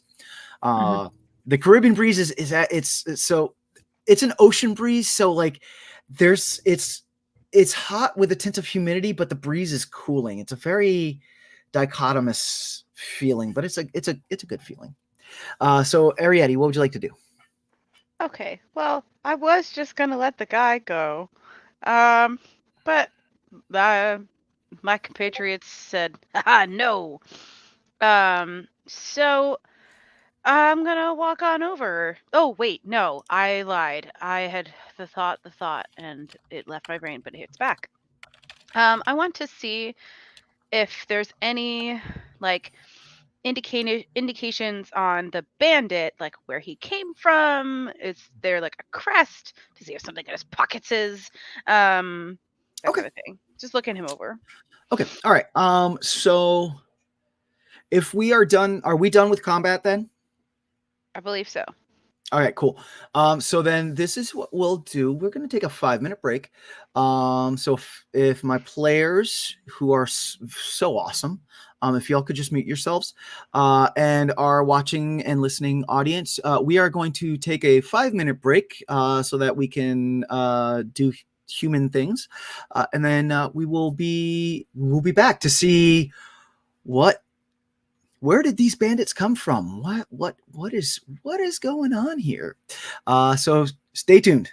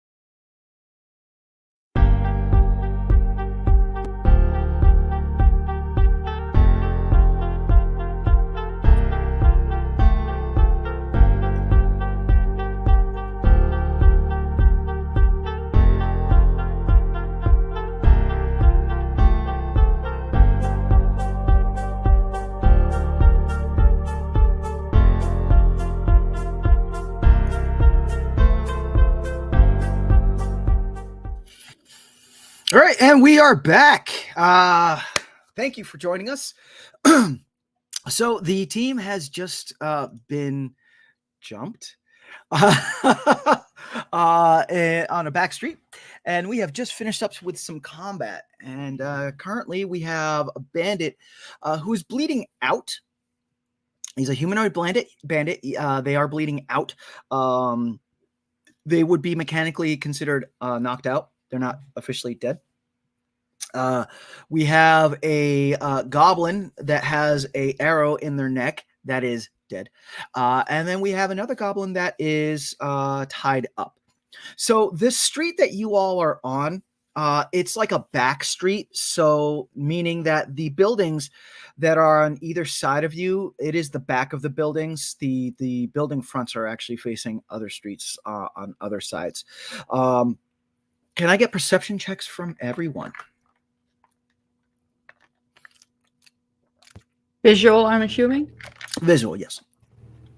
Oh, very bad. Oh wait, actually, yeah, still bad. 7. Okay, Arietty? 12. 12. Ceniza? 25. 25. All right, Ceniza, I'm going to give it to you. Ceniza, you are able to realize, well, Arietty and Ceniza, the two of you are able to see that most of these buildings are occupied. Either people are living in them or they are, the first floor is some sort of like business. Second floor is a living type situation. Ceniza, you are able to see that the building to the left of you is actually vacant, and there is a door right there. I will say that you all are standing in the street with individuals that are knocked out, and it does look kind of suspicious. So you might want to, if you're going to do some sort of interrogation, you might want to get off the street. If you want to just leave the bodies there, you feel, Ceniza, I will also give you this with your perception check. No one has noticed or heard anything. So if you all just wanted to just beat feet and leave, you can. What would the group like to do? Ceniza being with Trygve over that goblin, I'm going to point to the vacant building and say, we can talk in there. If you want to get this one, I'll get the dead one. And Arietty can get, that other one. And we'll have ourselves a little chat. Yeah? Sounds like a plan. Yes, very smart. Yeah. Thank you. Thank you. And he will. I guess like 6 feet. Trygve is like 6 foot tall. Like so. Like I guess like could he just like grab the rope and just lift up this goblin and just take them? Oh yeah, yeah. building? Just give me a quick strength check, and then don't forget that Arietty is in essence 50 feet away from you. Also, one of you is going to have to either go back or turn around and tell it Arietty. So Yeah. That is not great. Like 11. Okay, so you're not able to like lift them straight up, kind of like Yeah. yeah, kind of like Garnet in Steven Universe whenever she picks up Steven, but you are able to like drag them into That's right. Yep. That works. On my way over to the dead goblin, Okay. I'm going to call out to Arietty and wave and point to the vacant and point to the knocked out bandit and then point back to the thing and then try and lift up the goblin and end up just I think dragging it by its foot. Okay. Go ahead and give me a strength check, Ceniza. While you do that, Arietty, what do you do? Arietty definitely was like just going through his pockets and then was Nice. like, because definitely was just gonna leave the body on the streets, right? And that's like, oh, well, I get okay, all right, and I'm gonna try to move the humanoid. Okay. Go ahead and give me a strength check. Ceniza, what's your strength check? A 7. 7. Okay. So you are having issues. You might want to ask Arietty for help. Okay. I won't. I'm just in trouble until Arietty's done, and then maybe she'll notice. Maybe she won't. Who's to say? Mine's a 15. Okay. You're actually able.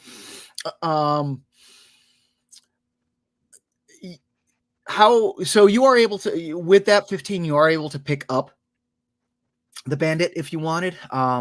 Which it's funny because it's a human and you're a halfling, so Right. Yeah. It's just uh, gonna be a little awkward. right. But you do have the strength to take them to where you need to. So how would you like to do that? Um, I am gonna pick him up. Like, is that a fireman's carry when No, someone farmer's carry is over the is shoulder. over the shoulder? Okay. Well, then what's this one? Let's say over the threshold. Over the threshold. Why not? Okay. But his head and his legs are probably hitting the ground as I'm carrying him. Okay. Um, but that's just because I'm short. Right. Um, yeah. So I carry him like that All right. to Cool. the abandoned You do room. notice that Ceniza is building. having issues with the goblin. And I will allow with your strength that you would be able to like shift and maybe, and help Ceniza and like either drag or carry this human with one arm and help Ceniza with the other arm if you All right. wanted Well, to. here's what I'm gonna do. Okay. I'm gonna get to Sinisa. Be like, do you want help?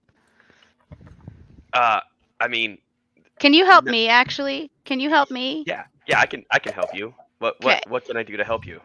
So this guy is just too heavy. So Okay. I'm gonna put him down, Okay. and I'm gonna grab. Can you just like take his hand or something and Yeah. like pull him in with me? Uh-huh. I'm gonna direct Sinisa to like yank him by the arm into the building, which I know they're not necessarily going to be successful at, but I'm going to grab the the back of the clothes by his neck, and the same with the goblin, and drag them behind me that Oh, yeah. way. Yeah. Okay. Yeah. Yeah. So between the two of you, y'all are able to get all these bodies, these two bodies into the vacant door. Trygve, yeah, when you go to open the door, you actually see that the door, this building is vacant. It appears to have been vacant for a while. This door did once like close and like latch, but the way it latches is because the wood of the door has swollen to a point that it sticks more than it actually like latches type situation. So you give the door a tug and it pops open. The dusky smell of humid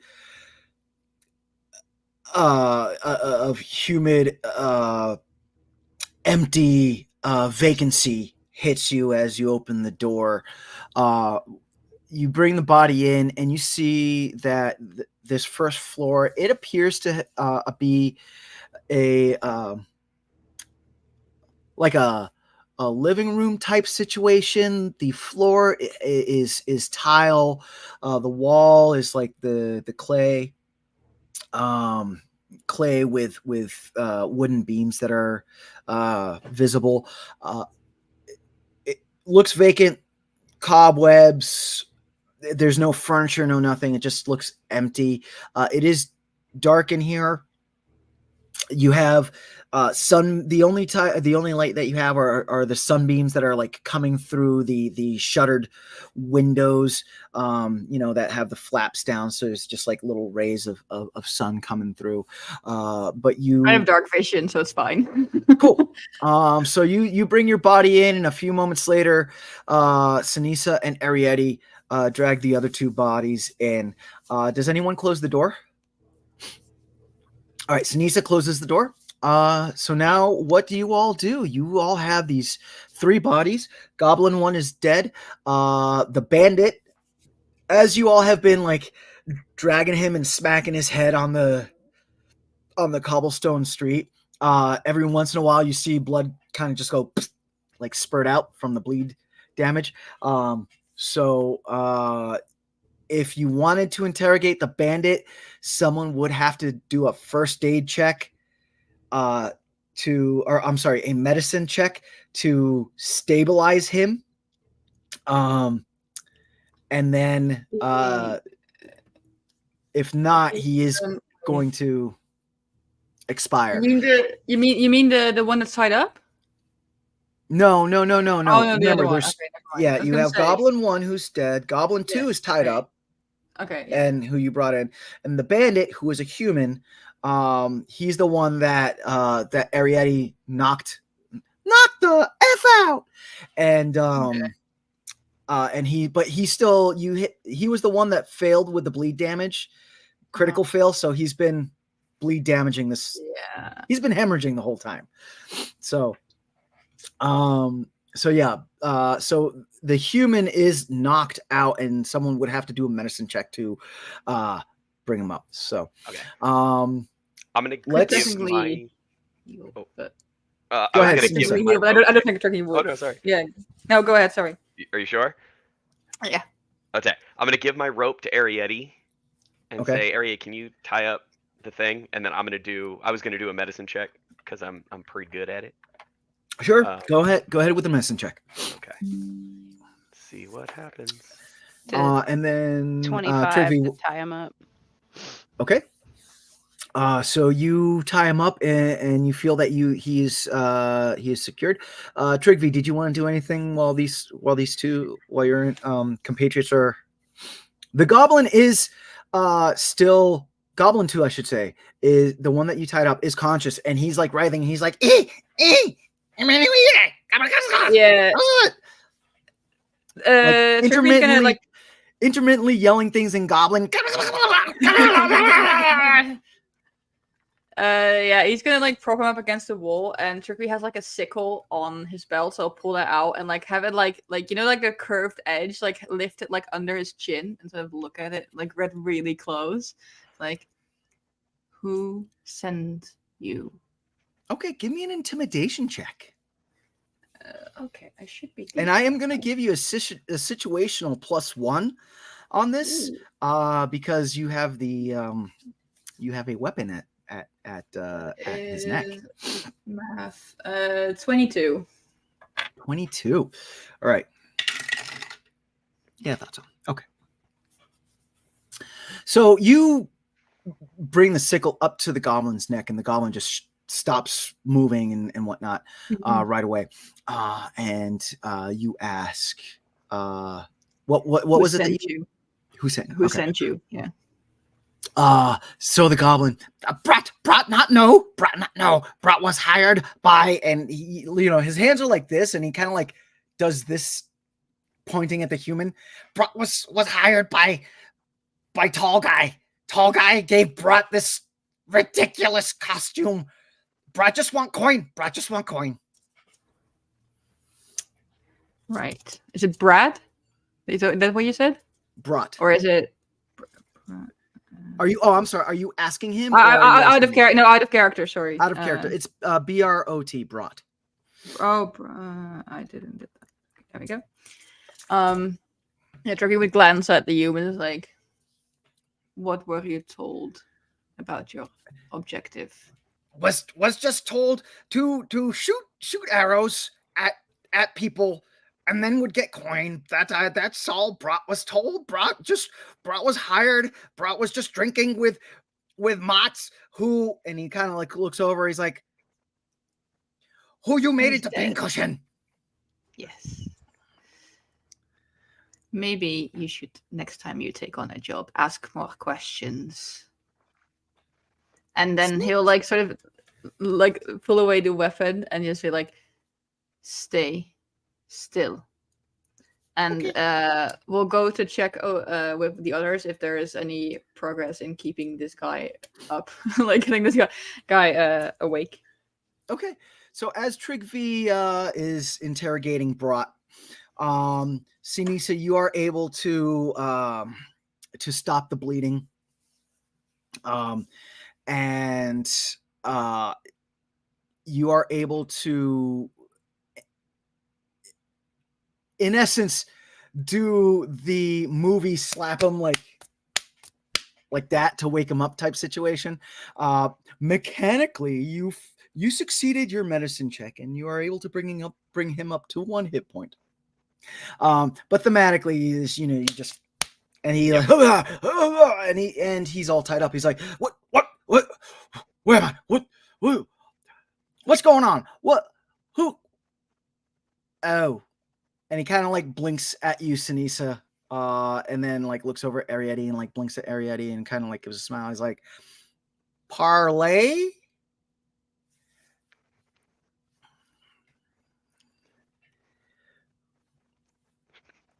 What do y'all do? Does he do this? Like his Well, hands he's are tied tied up. up. Yeah, so he goes parlay. I bite his finger off. Okay. Give me a melee strike to see if you actually bite his finger. Well, that's a 16 plus something. Okay. Roll a d6 for me, please. Okay. We'll do the metal one because it's a fun noise. Well, that sucks. That's a 6. Okay. You are able to actually bite down and fit his entire hand in your mouth. So excellent. you have all 6 fingers. Excellent. Or 5 fingers in the thumb. There you in your mouth. To which Four he fingers in He's the- the 6-fingered man. He's the 6-fingered man. He's I the told you. six-fingered It's a crossover. Who knew? Yeah, so you're able to fit his entire hand in your mouth. Okay. And are you trying to like bite the fingers off, or are you just biting down and just like a rabid chihuahua, like I told him I was gonna bite his finger off, so I was gonna bite a finger off. But if I Okay. can fit his whole hand in my mouth, I think I'm just gonna hold it there and then like I don't know, like nuzzle Okay. for a moment and just eye So- contact up at him. So we'll say this: you connect, and because you did roll a 6, you are able to bite his from the mid knuckle up. You are able to bite these 4 fingers straight off. Cool. However, this does bring him back down to being knocked out. Okay. So, yeah, he is going to need another medicine check because he is actively now bleeding from his fingers. If I see this, I will instead go close, and I will kneel down and will place like a hand, I guess, on the side of like around his temple, Okay. and I will cast Soothe. So I get to where's my D10? Oh, that's it. Okay, so he regains 14 hit points. I rolled Okay. max as well. All right. So, you cast Soothe. How does it coalesce? It's like so he places like sort of like a hand around a temple, and it's like it's more of a lot of his spells seem more somewhat aggressive, and this one seems a little bit more gentle. And there's a little bit of shadow that like sort of comes from like his fingertips and sort of goes into the temple, and then there's like this brief like you can see like the shadow that goes into them like briefly like goes like over his face and then vanishes, and then he wakes up Okay. and is healed a little bit. Okay, cool. So as it washes over him, he does wake up. However, he is still. You do see the fingers. They do heal over, so the bleeding stops. However, the digits themselves actually do not grow back. So No, he's- obviously. yeah. So Yeah. his left hand, in essence, is no longer usable at this time. And he still feels like the phantom pain. So as he wakes up, he's just like, "Oh, my finger! Get that thing away from me! Get that thing! You get that thing! You keep that thing away from me!" And he's just now just like, due to shock, just like, I don't even know. I don't know. First of all, that is not a thing. It is a person, and she Thank you. did warn you. I did. It's true. Should I just knock him out again? I mean, Let's talk got what I first, wanted. Let's talk first. So Who are you? really quick, Arietty, from outside, go ahead and give me a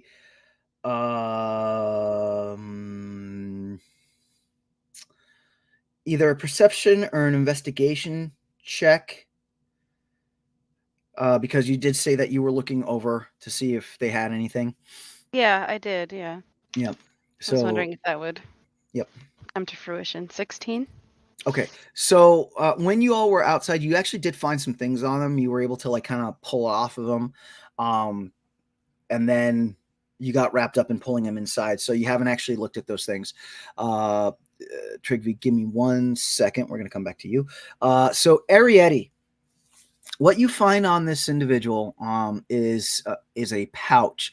In that pouch, you are able to find some coin. You find roughly 50 copper pieces of coin.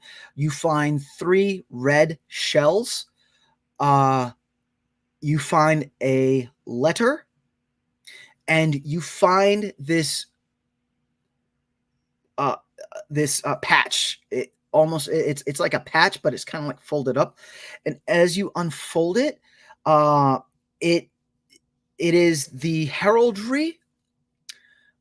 It's a patch of it's a heraldry.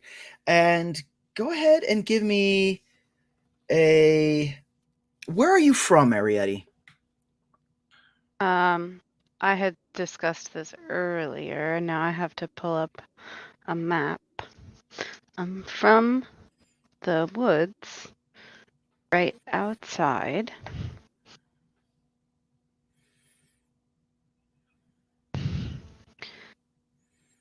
Oops, that's the wrong. What's the name of the continent? Galarian.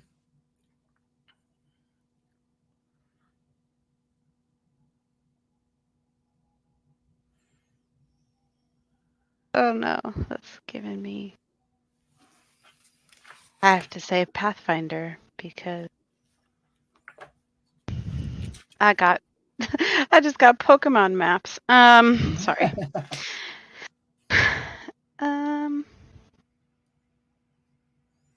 There it is. I am from the woods, the Barrowwood in Cheliax. Ah, perfect. This heraldry patch that you found is a patch from the court of Cheliax. Oh boy. And don't forget, you also did find the letter. Yes. So, Trygve, back to you. What did you ask? I'm sorry. Asked him who he is. That was the first question. Okay. So he looks at you. He's like,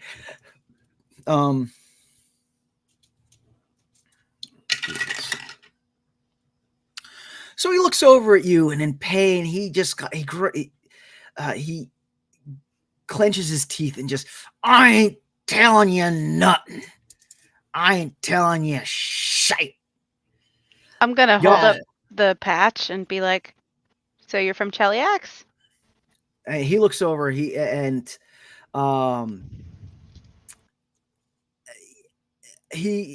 looks. He looks at the patch, and then he looks over at Ceniza. Ceniza, what do you do, real quick? I think in a cartoonishly morbid way, I wave and I smile, and I still have one of his finger bits like clamped between my teeth. Okay. And then I go. Okay. So with that, he likes the individual. He's like, nah, I ain't from Cheliax. They hired me. I was hired. By who? I was hired by the. I didn't ask their name. They were just from the Cheliax embassy. And I'd like to interrupt him and start. Okay. I don't know. I was gonna start reading the letter out loud that was in his possession. Okay, so you start reading the letter, and the letter pretty much is take this note as contract to retrieve the diary from the following Arietty, Ceniza, Trygve, note that upon completion of bringing the diary back, you will be rewarded 10 gold pieces and will be held in favor by this embassy. So it doesn't actually say Cheliax in the letter, but it, with finding the patch, you kind of like can connect the dots type situation. But had you just found the letter by itself, you would have not known who hired him. Only 10 gold. That sounds like a shit deal. Yeah, that's a great deal for someone like me, not like you highfalutin adventurers trying to come in here. Look, who do you think you're talking to? I don't know. You wouldn't tell me. Well, that's right. If you would control your tree puppy over there, biting people's fingers off. It's still a person, and I don't think you're in a position to talk like that. But And you are in a he position will to just lose more fingers. yeah. He will pull out the sickle again and sort of do the same thing where he hold it against his throat. All right, You could twist your go ahead. head if you wanted to. Go ahead and give me. Actually, no. All right. So with that, he calms down. He's like, all right. No need to get all more physical than we've been. We can be amicable about this. I will answer your questions as they are asked in turn. And first of all, I want your name, so I know who I'm dealing with. Exactly. My name is Kyle. Last name? Briggs. Kyle Briggs. It's a weird name. Can I like? Well, you have a weird face. Insight or whatever. It sounded like he was so unsure about his name. Can I like? Sure, yeah. Is there like an insight or whatever, or what would that be? If you all want to give me a diplomacy, reception, or yeah, you know what? Go ahead and give me a deception check to see if he's trying to deceive you. I understand. In other words, 15. Okay, yeah, no, he seems like he's, if anything, it's the shock of losing his fingers and being knocked the F out. That's causing him to pause when he talks. Right. Okay.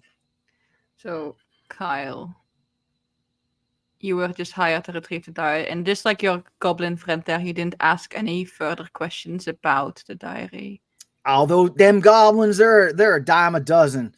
I hired them for a roasted chicken and 10 copper pieces. Nah, I was hired. I was hired to come and get that diary that supposedly y'all have. Can I see it? No. Oh. Also, how did you find us? Well, I've been tracking y'all. That's how. Well, how did you know our names? How did they know our names? What does Cheliax have to do with all of this? Well, look, that's the business between y'all and Cheliax. But all I know is I was hired to plumb get that diary that y'all got and bring it back. And then I was going to get 10 copper pieces in my own boat so I could start my own fishing business down in these parts. Right. Well, that didn't work out so well for you, did it? Hardy har. And he kind of just like harumphs, kind of like looks away, still all tied up type situation. Yeah. He takes emotional damage. Emotional damage. From over by the other goblin, Ceniza goes, the real messed up thing is that you could have just like asked politely and we probably would have, like talked to you, but you had to be rude and make threats that you couldn't back up. So like, It's on you, dude. Sorry about it. Yeah, where does violence get you? Not really that far. It got you Uh, 4 fingers missing. That's true. He just starts to like mumble, "Dang, ventures, I just want to be a fisherman. That's all I want." Well, And look, I have an issue. You call us highfalutin adventures. Like, we have nothing. You ridiculous person, you. oh, you adventurers, y'all coming down to this area and looking into them secret temples and them dungeons and getting that gold. I know your type, not like us honest workers that are just trying to be fisher people. Honest workers. Look, accosting 3 people in the street doesn't sound like honest work to me. Well, and what's honest about retrieving some dowry that probably isn't even yours to begin with? Okay, it was like a wellness check. We were trying to see if the guy was alive. Turns out that wasn't. So, Well, then, mental jujitsu, yeah. What? what? Yeah, I just blew y'all's mind with my mentality, and then he kind of like just rolls over. So his I still back- have the sickle at his throat. I don't know what he's trying to do. Okay. I'm sorry. So he just he tries to roll over and then like realizes the sickle's still there, and he's just like, "That's right, mental jujitsu. I'm smarter than y'all." Meh. Right. I ain't gonna answer no more questions. Okay. You can- Right. Well, then You we can- you just can- knock it out. Well, that's fine. And then I will just use my mental jujitsu and untie myself when I come to, and then I'll just we'll see what happens after this, adventurers. Sure, I would love to see it. I will honestly. I'm looking forward to it so very much. Well, I hope what comes next is that you get your fishing business and you actually do fishing. Oh well, that was kind of you. Well, Now, this just isn't working out. so after speaking to this guy, you were able to see that like he has done himself up in brown face to look like he's from Barikabos, but you see that you see that he and he's done a terrible job. Like his hands are pale. He's got like a line. His neck is white, and it just he Can we just kill him again? I mean, you could do y'all. He's tied up. Y'all can do whatever you want to him. Ceniza, you do find that this costuming is, other than being super, super insulting, you do find it very interesting that they are trying to look like people from the island, but aren't, and that does kind of like raise some questions in your mind, as to why they would do that. So, but just putting that out there for you. So, what do you all wish to do? Can I investigate the costumes themselves Sure. while this discussion is happening, since you've Sure. so eloquently Yeah. put that in my mind? Yep. Cool. Yep. Well, that's less than ideal, but okay. 16. Okay. So the costume that that Kyle is wearing, now that we have a name, the costume that Kyle is wearing, looks like a cheap Spirit Halloween version of what the Tynan would wear. The feathers that the goblins were wearing, now there's only a few feathers, and you see like they in essence, like it's a costume that's made of burlap, and then the feathers were like kind of stuck and sewn really crudely into the burlap. You can tell that those feathers are actual iguan feathers, right? So it either A, an iguan gave up their feathers willingly, or B, they got the feathers by other means. But it's a very interesting deception, and a very ponderous deception that they tried to do this. That again, it raises the question of why in your mind. Trygve and Arietty, for you two, they just seem like thugs. You know what I mean? But Ceniza, to you, this is why. What would you all like to do? I'd like to, since I'm over by the goblin more, Uh-huh. and I feel like I've accosted Kyle enough for now. Okay. I'm gonna like tap him as politely as I can on like his shoulder, I guess. Be like, hey, Okay. Who? No eat finger. No eat finger. Yeah, please don't. That's just rude. Oh, because yeah, no, you're fine. Hey, whose idea was it for you to dress like this? And the goblin kind of like looks over at Kyle and just kind of like Okay. slowly points Yeah. right, and trying to make it so Kyle can't see him pointing. Yeah. And where'd he get him? Where'd you guys get him? Brought not know. Okay. Silly human came into cantina where Brat and Mott were drinking. Got it. Hired us and out of bag pulled these outfits. Okay. Feathers are very itchy. Yeah. So Brat, here's my other question for you. I guess, how emotionally or morally or like loyalty attached are you to that guy over there?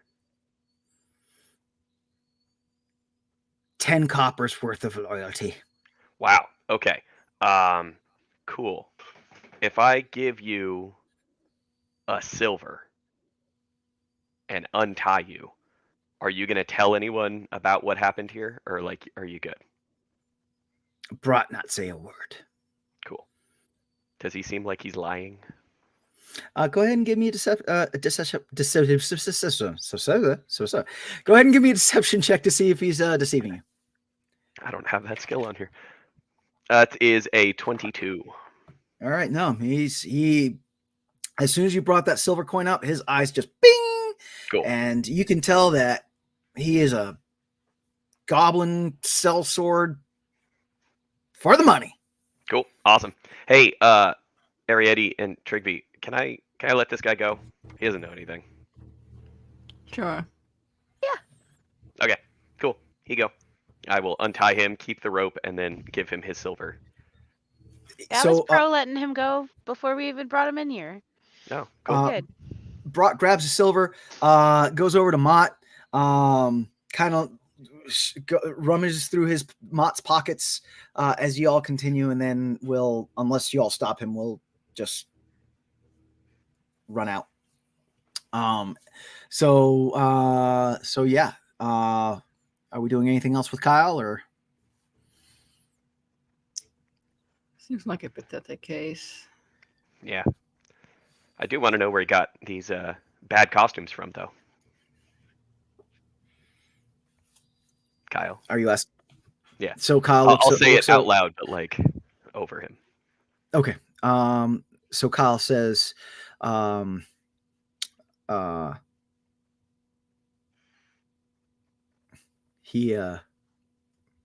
don't know what you're talking about, costumes. This is how I usually dress. That's kind of that's a bigger deal, Kyle. Because I'm from Borikubos. Yeah.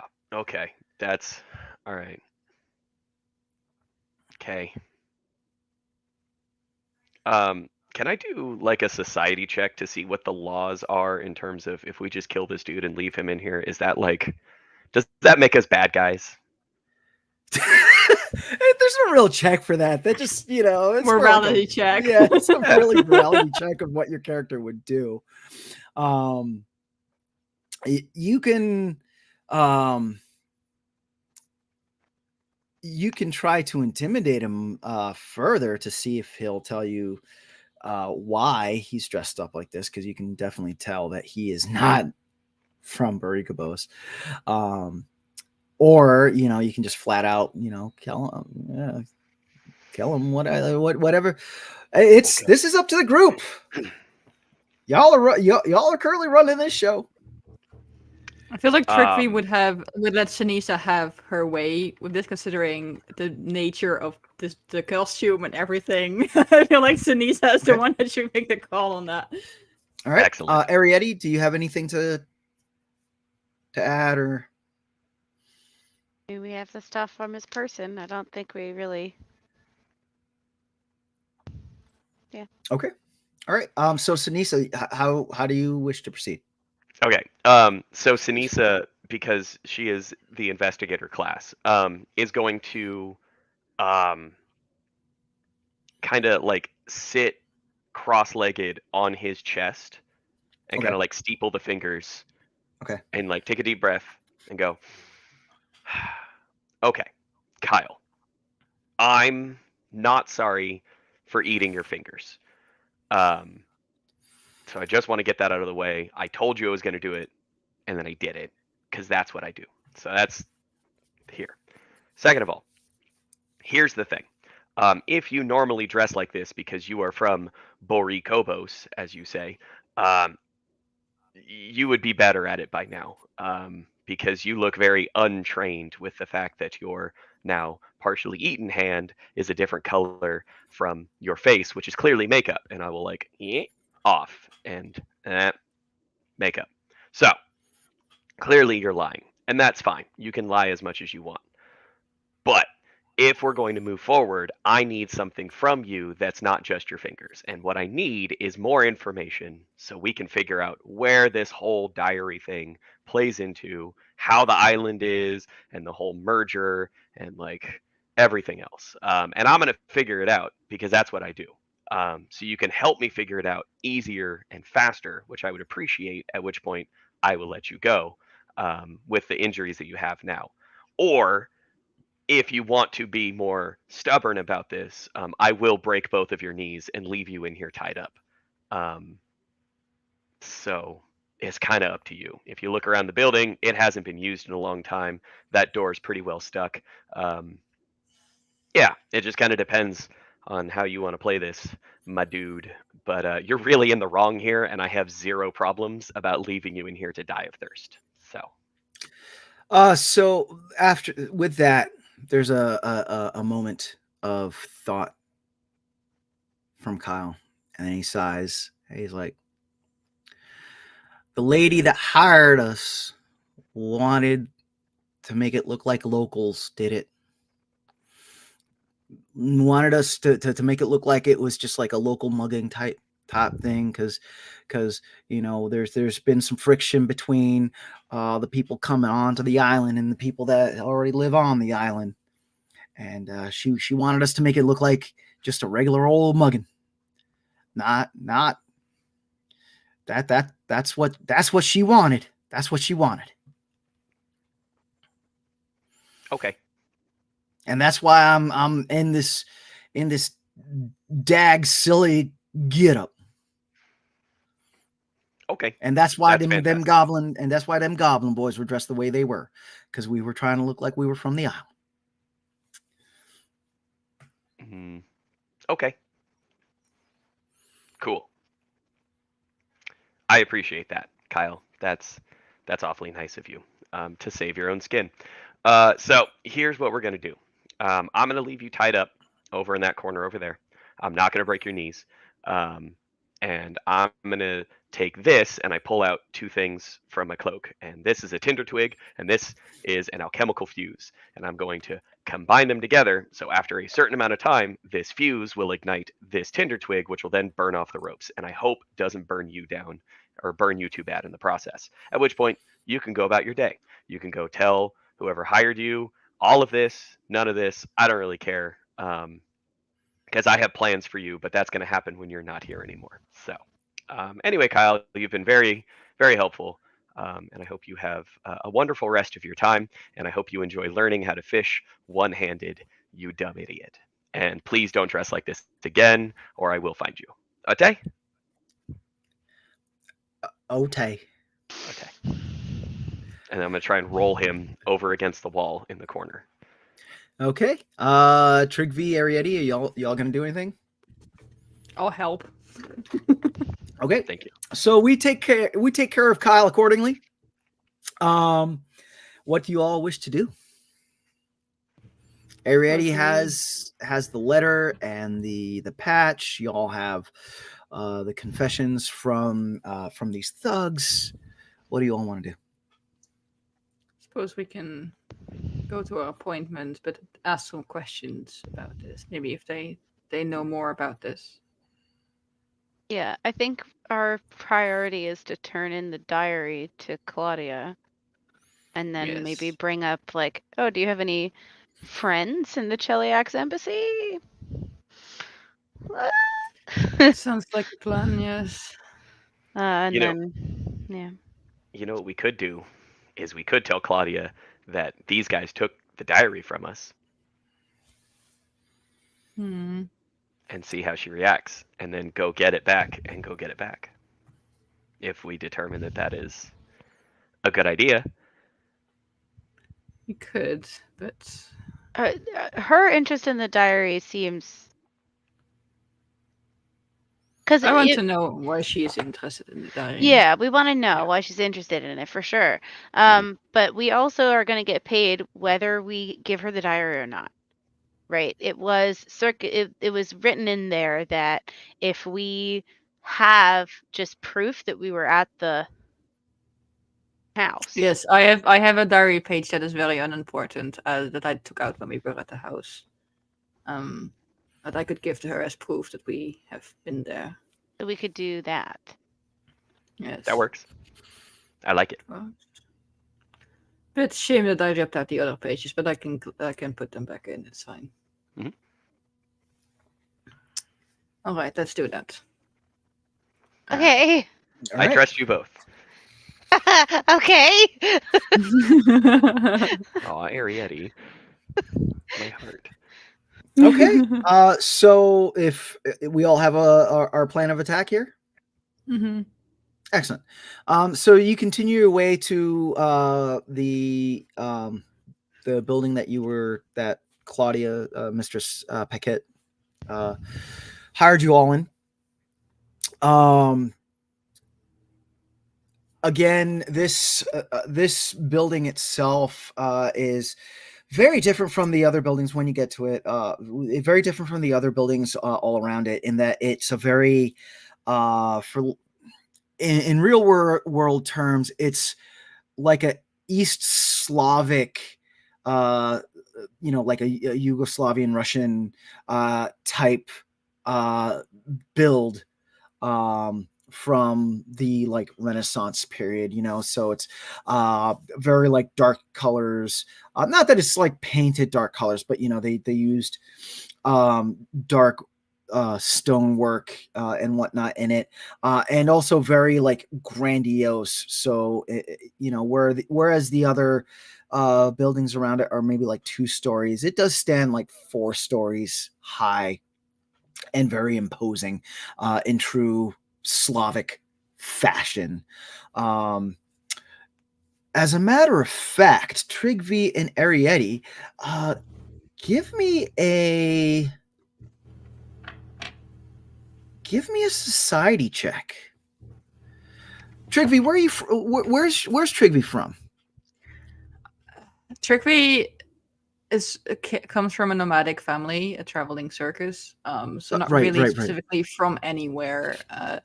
They have like had moments where they settled in places for like maybe a couple of years at a time, but never like too long to like be super familiar with the whole environment.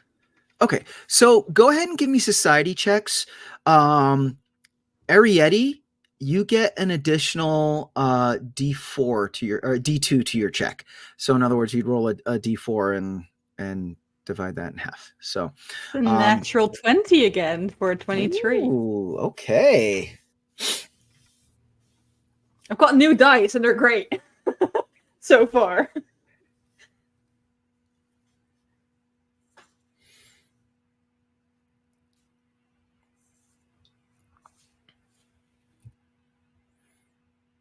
I got a 16. 16. Okay. So I really didn't think society was a thing, but it is a thing. it is a thing. So Trygve and Arietty, the two of you, as you walk up, and going through everything that you've gone through, you all look at this building and are like, that is very reminiscent of structures that you would find in the major cities of Cheliax. And however, there's no banners or anything like indicating Cheliax embassy or whatnot. Trygve, because of your traveling, and also because of your connection to the shadow, you do know that Cheliax, the upper crust, the aristocracy of Cheliax, they actually they are demon worshippers. Okay. So they quite often do not have the best intentions in mind when dealing with other individuals. So again, not saying that you all see any clear indications that this is like a Cheliax embassy, but again, like all these pieces are kind of like coming together and you're just like, interesting.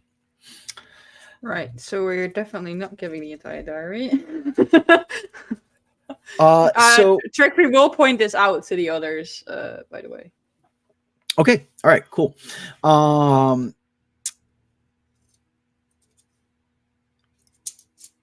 So you all get to the door. It is a very big, heavy, like heavy oak door. This is the same door that you came to previously. Does anyone knock on it? I'll knock on the door. All right, Trygve, you knock on it, and the door opens up, and receiving you is an individual in a butler's uniform. They do appear to be Iguacan. Again, Iguacan is the parrot, the humanoid parrot class that is from Barikabos. However, this individual is actually Iguacan as opposed to the goblins that had crappy costumes on. The Iguacan opens the door and goes, yes, how may I help? We are here for Miss Pickett, Claudia. We have something that she wanted us to get. Business with Mistress Pickett. See, Yes. Please follow me. And he allows you all into the building. Again, the inside, much like the outside, is very cold and very, just. Whereas outside it was Caribbean, warm, humid. You heard like music, like, for lack of a better term, like salsa music, like wafting on the air, and you had like the sweet smells of like fruits and baked goods like floating on the air type thing. As soon as you walk in here, it's just cold, cold and like business. You know what I mean? Very gray. And the Iguacan, once he lets you all in, closes the door and he turns and he starts. Looks at you all and says, "Follow, please." And he starts walking. Can I have perception checks? Visual, I'm assuming. Visual. Yes. 13. Okay. Also a 13. Okay.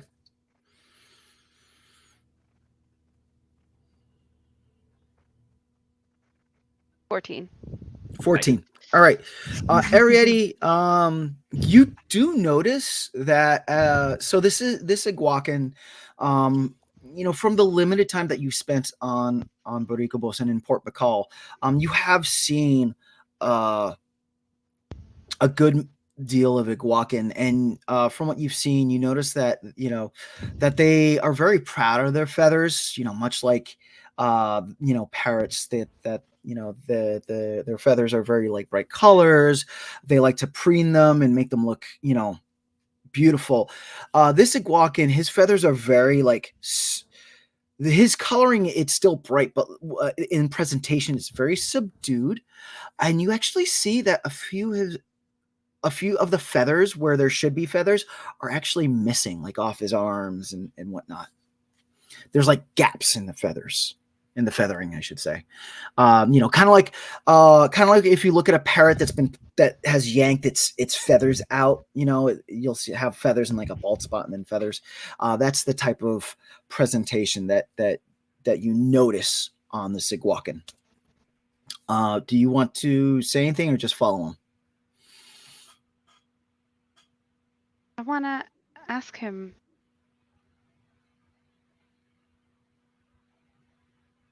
if his position has a strict dress code. To which he will pause and turn and why, yes, senorita, as a butler to this house, I must coerce to the uniform regulations that are in place. And then he again abruptly like turns and just follow, please, and continues walking. You like that? As you're walking, he kind of like turns his head and responds back again, very sharp, very he's like, it is not play to like or not like, it is my place to serve. And he brings you to finally with that, you get to a door, and he turns and he knocks, and a female voice from the other side of the door responds, "What?" Really, And the butler responds, "Mistress, business has arrived." To which the voice on the other side of the door changes. In not that the voice changes, but the tone of the voice changes. Yes, please show them in. The butler opens the door and bows as he motions for you all to walk into the room, or the office, as it were. I'll go walk in. Okay, Trygve walks in. Ceniza walks in.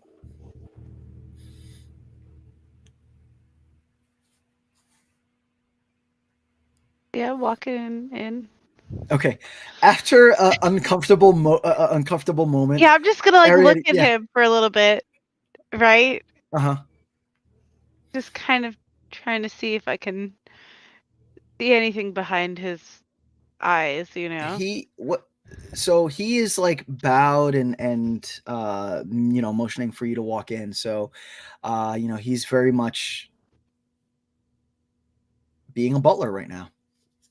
And after that moment, you walk into the office. As you all walk into the office, the door slowly, softly closes.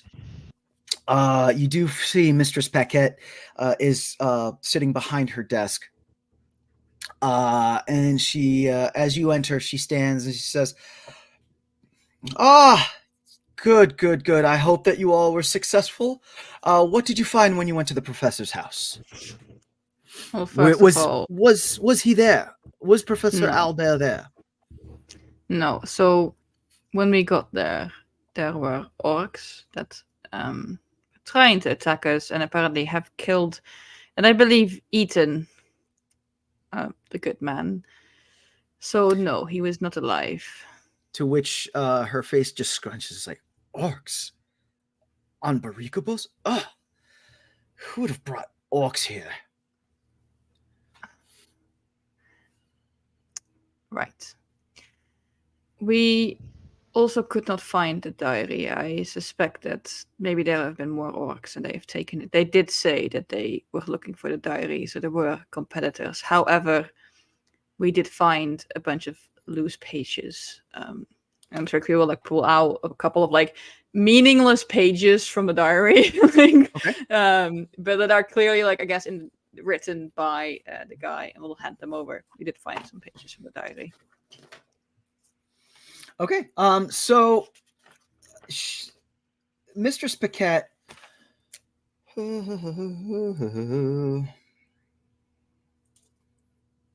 Did I write down how much y'all were getting paid for this? Did y'all write down how much y'all are getting paid for this? I think I have it somewhere, but I'm trying. Okay, so at any rate, as you place, do you place the diary pages on her desk? Yeah, I'll put them. Okay, you place the diary pages on her desk, and she takes them and she kind of pulls them to her side, and like, still standing, she like, she kind of like leans over like this, reading the pages, and softly she brings both fists down on the desk. Damn, someone beat us to it. To which then she. Oh, go ahead. About that, unless she was whispering that, I don't know if I could hear that. But I mean, she whispered, talked it. Yeah. She definitely said it loud enough for y'all to hear it. Okay. About that, we were ambushed earlier by people that were also looking for the diary. So it seems like there are multiple people looking for it. Well, this island is dangerous. There is quite the bit of dissension between the locals and those of us that are newly arrived. I wonder why. What about this diary is so valuable that people are trying to pick fights? We were hired by the family of the professor, as they apparently have lost contact with him, and they wanted to check on his welfare, as it were.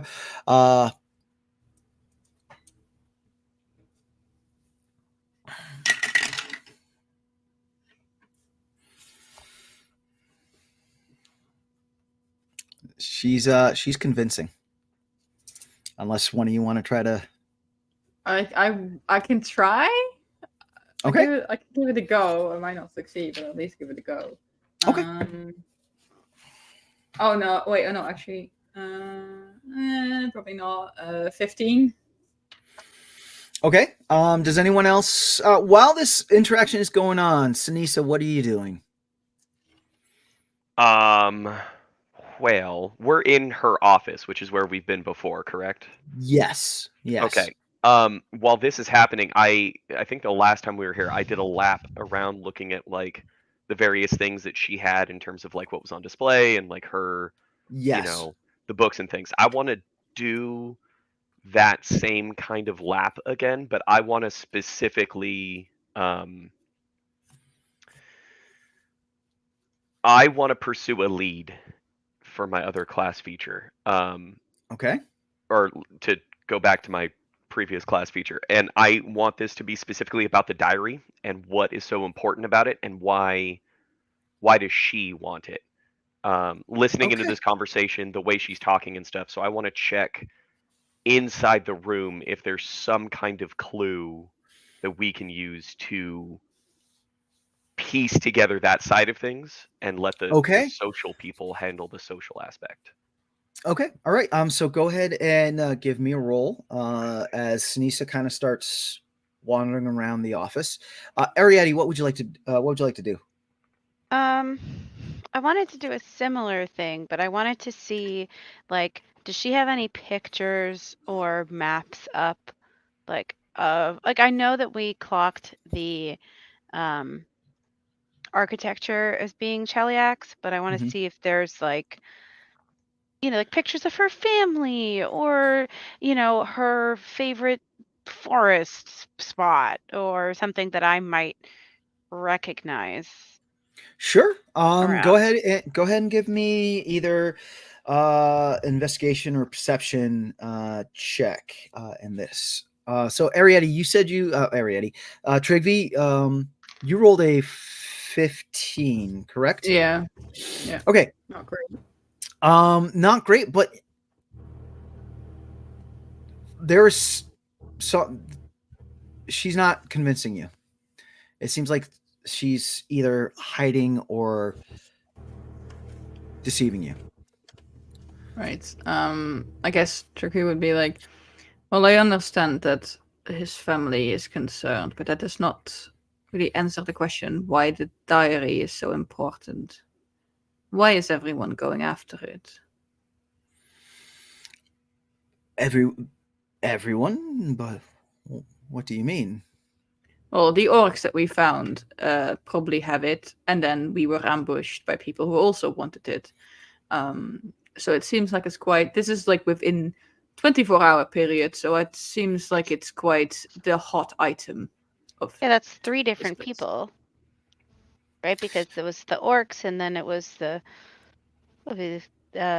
pocket knife, and then it was these Yeah. Oh other yes, we people. found. Yes. Yeah, There so was those another were person also going after it. 3 different things. Quite. I cannot speak of orcs or this or this pocket knife that you mentioned. Uh, as for the locals that attempted to take the diary from you, it's the professor.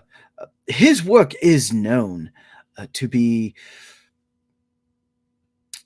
earth-shattering, to say the least. Some in some circles would consider him a crackpot, as they say. However, his work in interplanar distortions and combinings is legendary amongst other circles, and that is the only reason why I would assume that other parties would be coming after that this diary, especially if he is no longer in existence. Who knows? Perhaps another scholar that is jealous of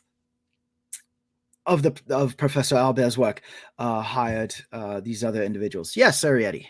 I wanted to add, because she just mentioned professors, scholars, Uh-huh. to the thing when I'm looking for. I want to see if she has a diploma on display. Okay, you got it. All right. So Trygve, do you want to respond to what she just said? You can Yes. tell that she's like beating around the bush. You can't. Yeah. So with that roll that you gave, yes, you can tell she's beating around the bush about something, but you can't. I can't put my finger on it. Kind of like Right. exactly. Yeah. Right. Yeah. But in terms of like making a business deal, this still seems status quo. You know what I mean? Mm-hmm. But yeah, she's trying to beat around the bush. I'll tell you what. I'm gonna let you think. Let me go to Ceniza, and then we'll come back to you. Ceniza, what's up? 30. 30. Got a natural 20 plus 10. Okay, so as you as you're walking around the room, you see the things that were in there prior, again, all like very gaudy type stuff. You do see some like artwork from Boricobos. You don't know if she bought it or you don't know how they got it, but like you do see some Boricobos and artwork. However, as you're coming around, you see that there is in the one corner, you see that there was a roll top desk, right? In a corner, stashed in a corner. You saw the roll top desk the first time you weren't here. However, this time you see that the roll top desk is just like has not when you were here prior, it was closed all the way. Now, you see that it's closed, but like a quarter is like open, as if maybe someone tried to close it quickly or didn't close it all the way, whatever the case may be. But you do see this piece of paper, I should say, kind of like sticking out, and you do see that mark of Cheliax at the top of that piece of paper. Of course, it's like turned around upside down from you, because it is sticking out from the desk, and you can tell that there's more on this piece of paper, but because the piece of paper is just kind of half sticking out, you can't read what's on there. You would have to try to like slide a hand or like steal it to get it out, and however, you are smart enough to know that you would be stealing from this individual. So if you get caught, that it might not go well. So that's so. Let me. Yep. So think about what you're doing, Arietty. What was your perception check? My perception check was a 16. All right. So you look around, right? And you do see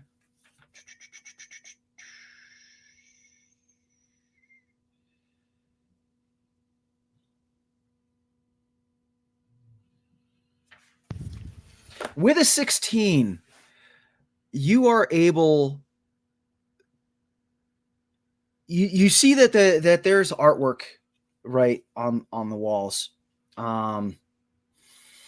very gaudy, pretentious portraits of Mistress Paquette, gaudy, pretentious portraits of what you would assume is her and her spouse and their two what look to be like mastiff hounds, right? And then you see one picture where it's a painting portrait, and it's a group painting, and this painting freezes you because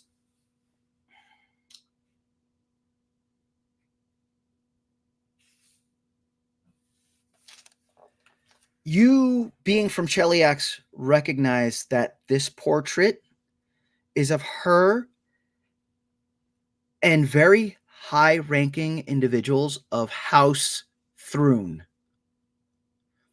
which is the highest house in Cheliax. Give me another society check, please.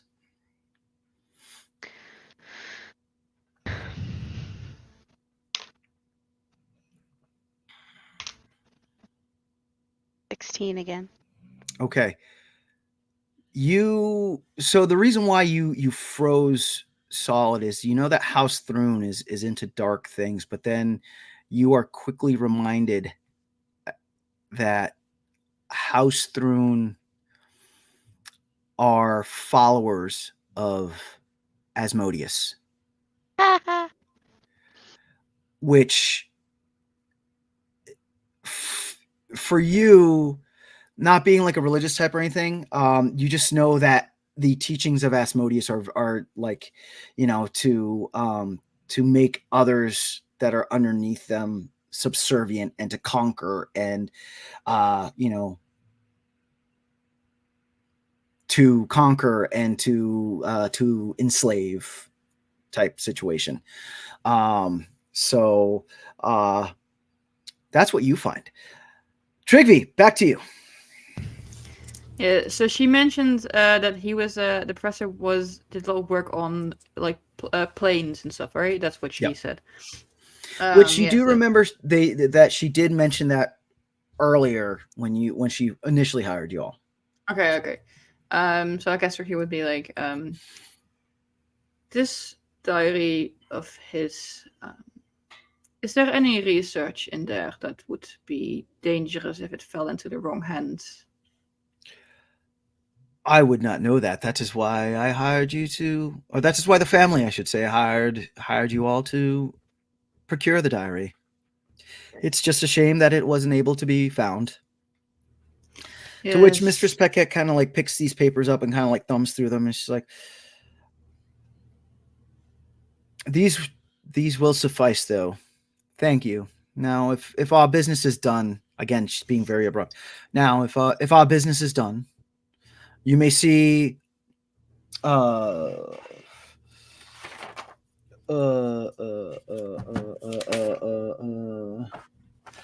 you may see Michi on your way out, and he will give you your reward.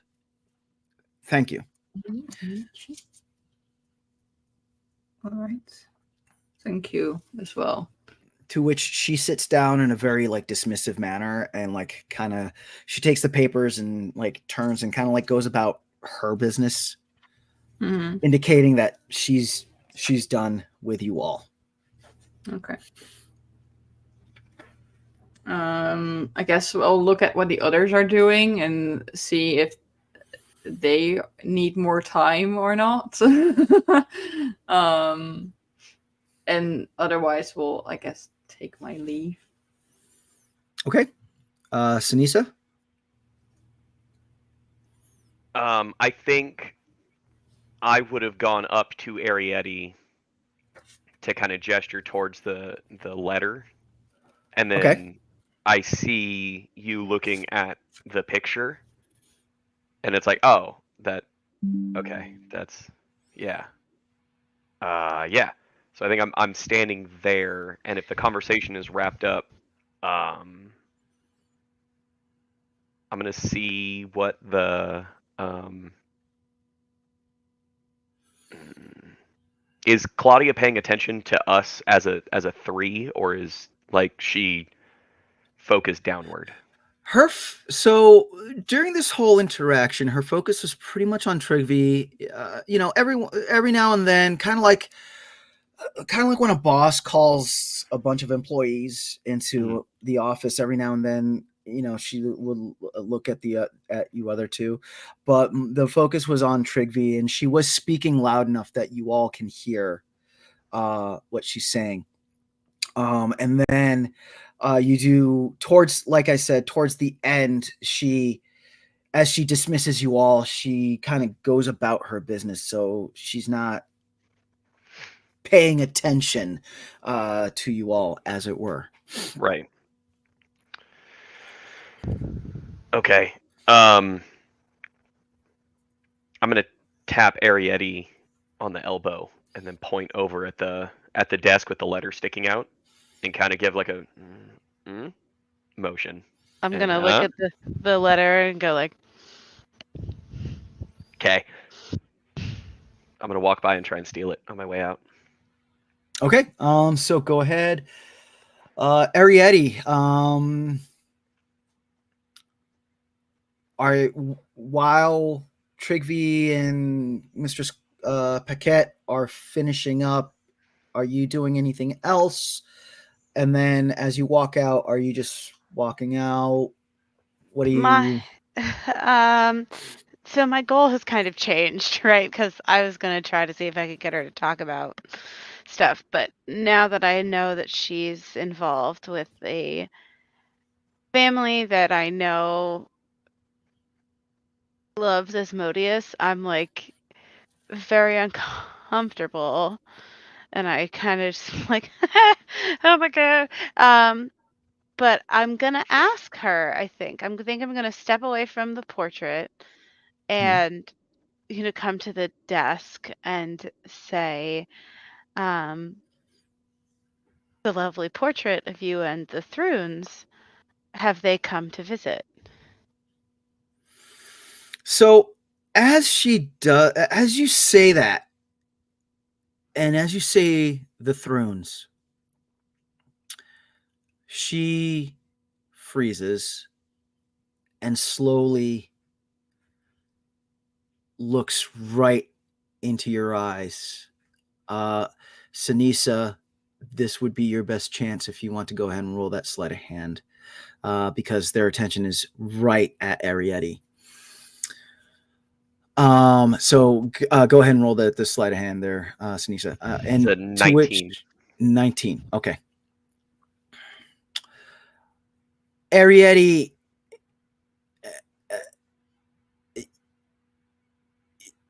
as you're looking at Mistress Paquette, you're actually able to see that her ears are a little bit pointed, to denote some sort of like elf lineage in there. Right. And as she stares at you, it's almost like a flicker of flame flashes in her eyes. Okay. And for a moment, you almost think like her skin tone changes. And after that moment, her face comes normal. It's like, why no? We believe that they should be visiting next month when the quarters have been built, and the summer quarters, I should say, have been built, and things are a little bit more stable. It's a little volatile for them to come at this time. Thank you. Our business is concluded. And she goes back to her thing. Ceniza, during this, you are able to snag the letter. So everyone heads out. Okay, as you leave the office, the Iguacan butler is there, who you have picked up. His name is Michi, and he has Trygve. Were you able to find out how much you negotiated for? I looked. I couldn't find it. I tried. I thought I'd written it down, but I couldn't. I don't think so. I don't think it was like a massive amount, but it was definitely more than 10 gold that I know. Okay. So Michi's there waiting for you all, and he's holding a tray, a silver ornate tray, and on the tray are 3 pouches, boom, boom, boom, that have 3 pouches, and Michi regards you all and is like, please take one. Please take one for each of you. How much is in there? He says as he takes one. It is 15 gold pieces, 5 red shells, and a carved piece of agate from the mistress's personal treasury. I see. Thank you. Does everyone take a pouch? Okay, everyone collects your reward, and Michi escorts you to the door, opens the door, and wishes you all a good day. Does anyone say anything on the way out? I'm gonna look at Michi and tell him that his feathers are beautiful.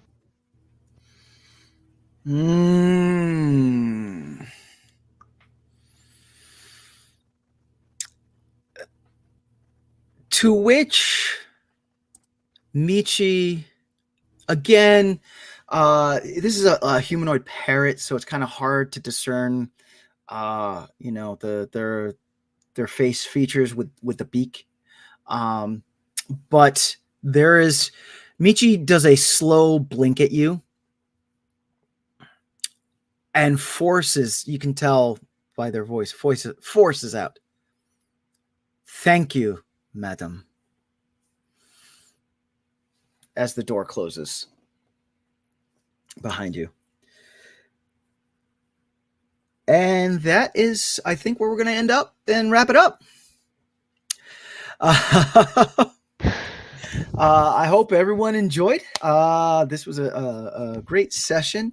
We're going to go, before we leave, I want to go through and let everyone promote any projects or other things they got going on. So we'll start with Anna.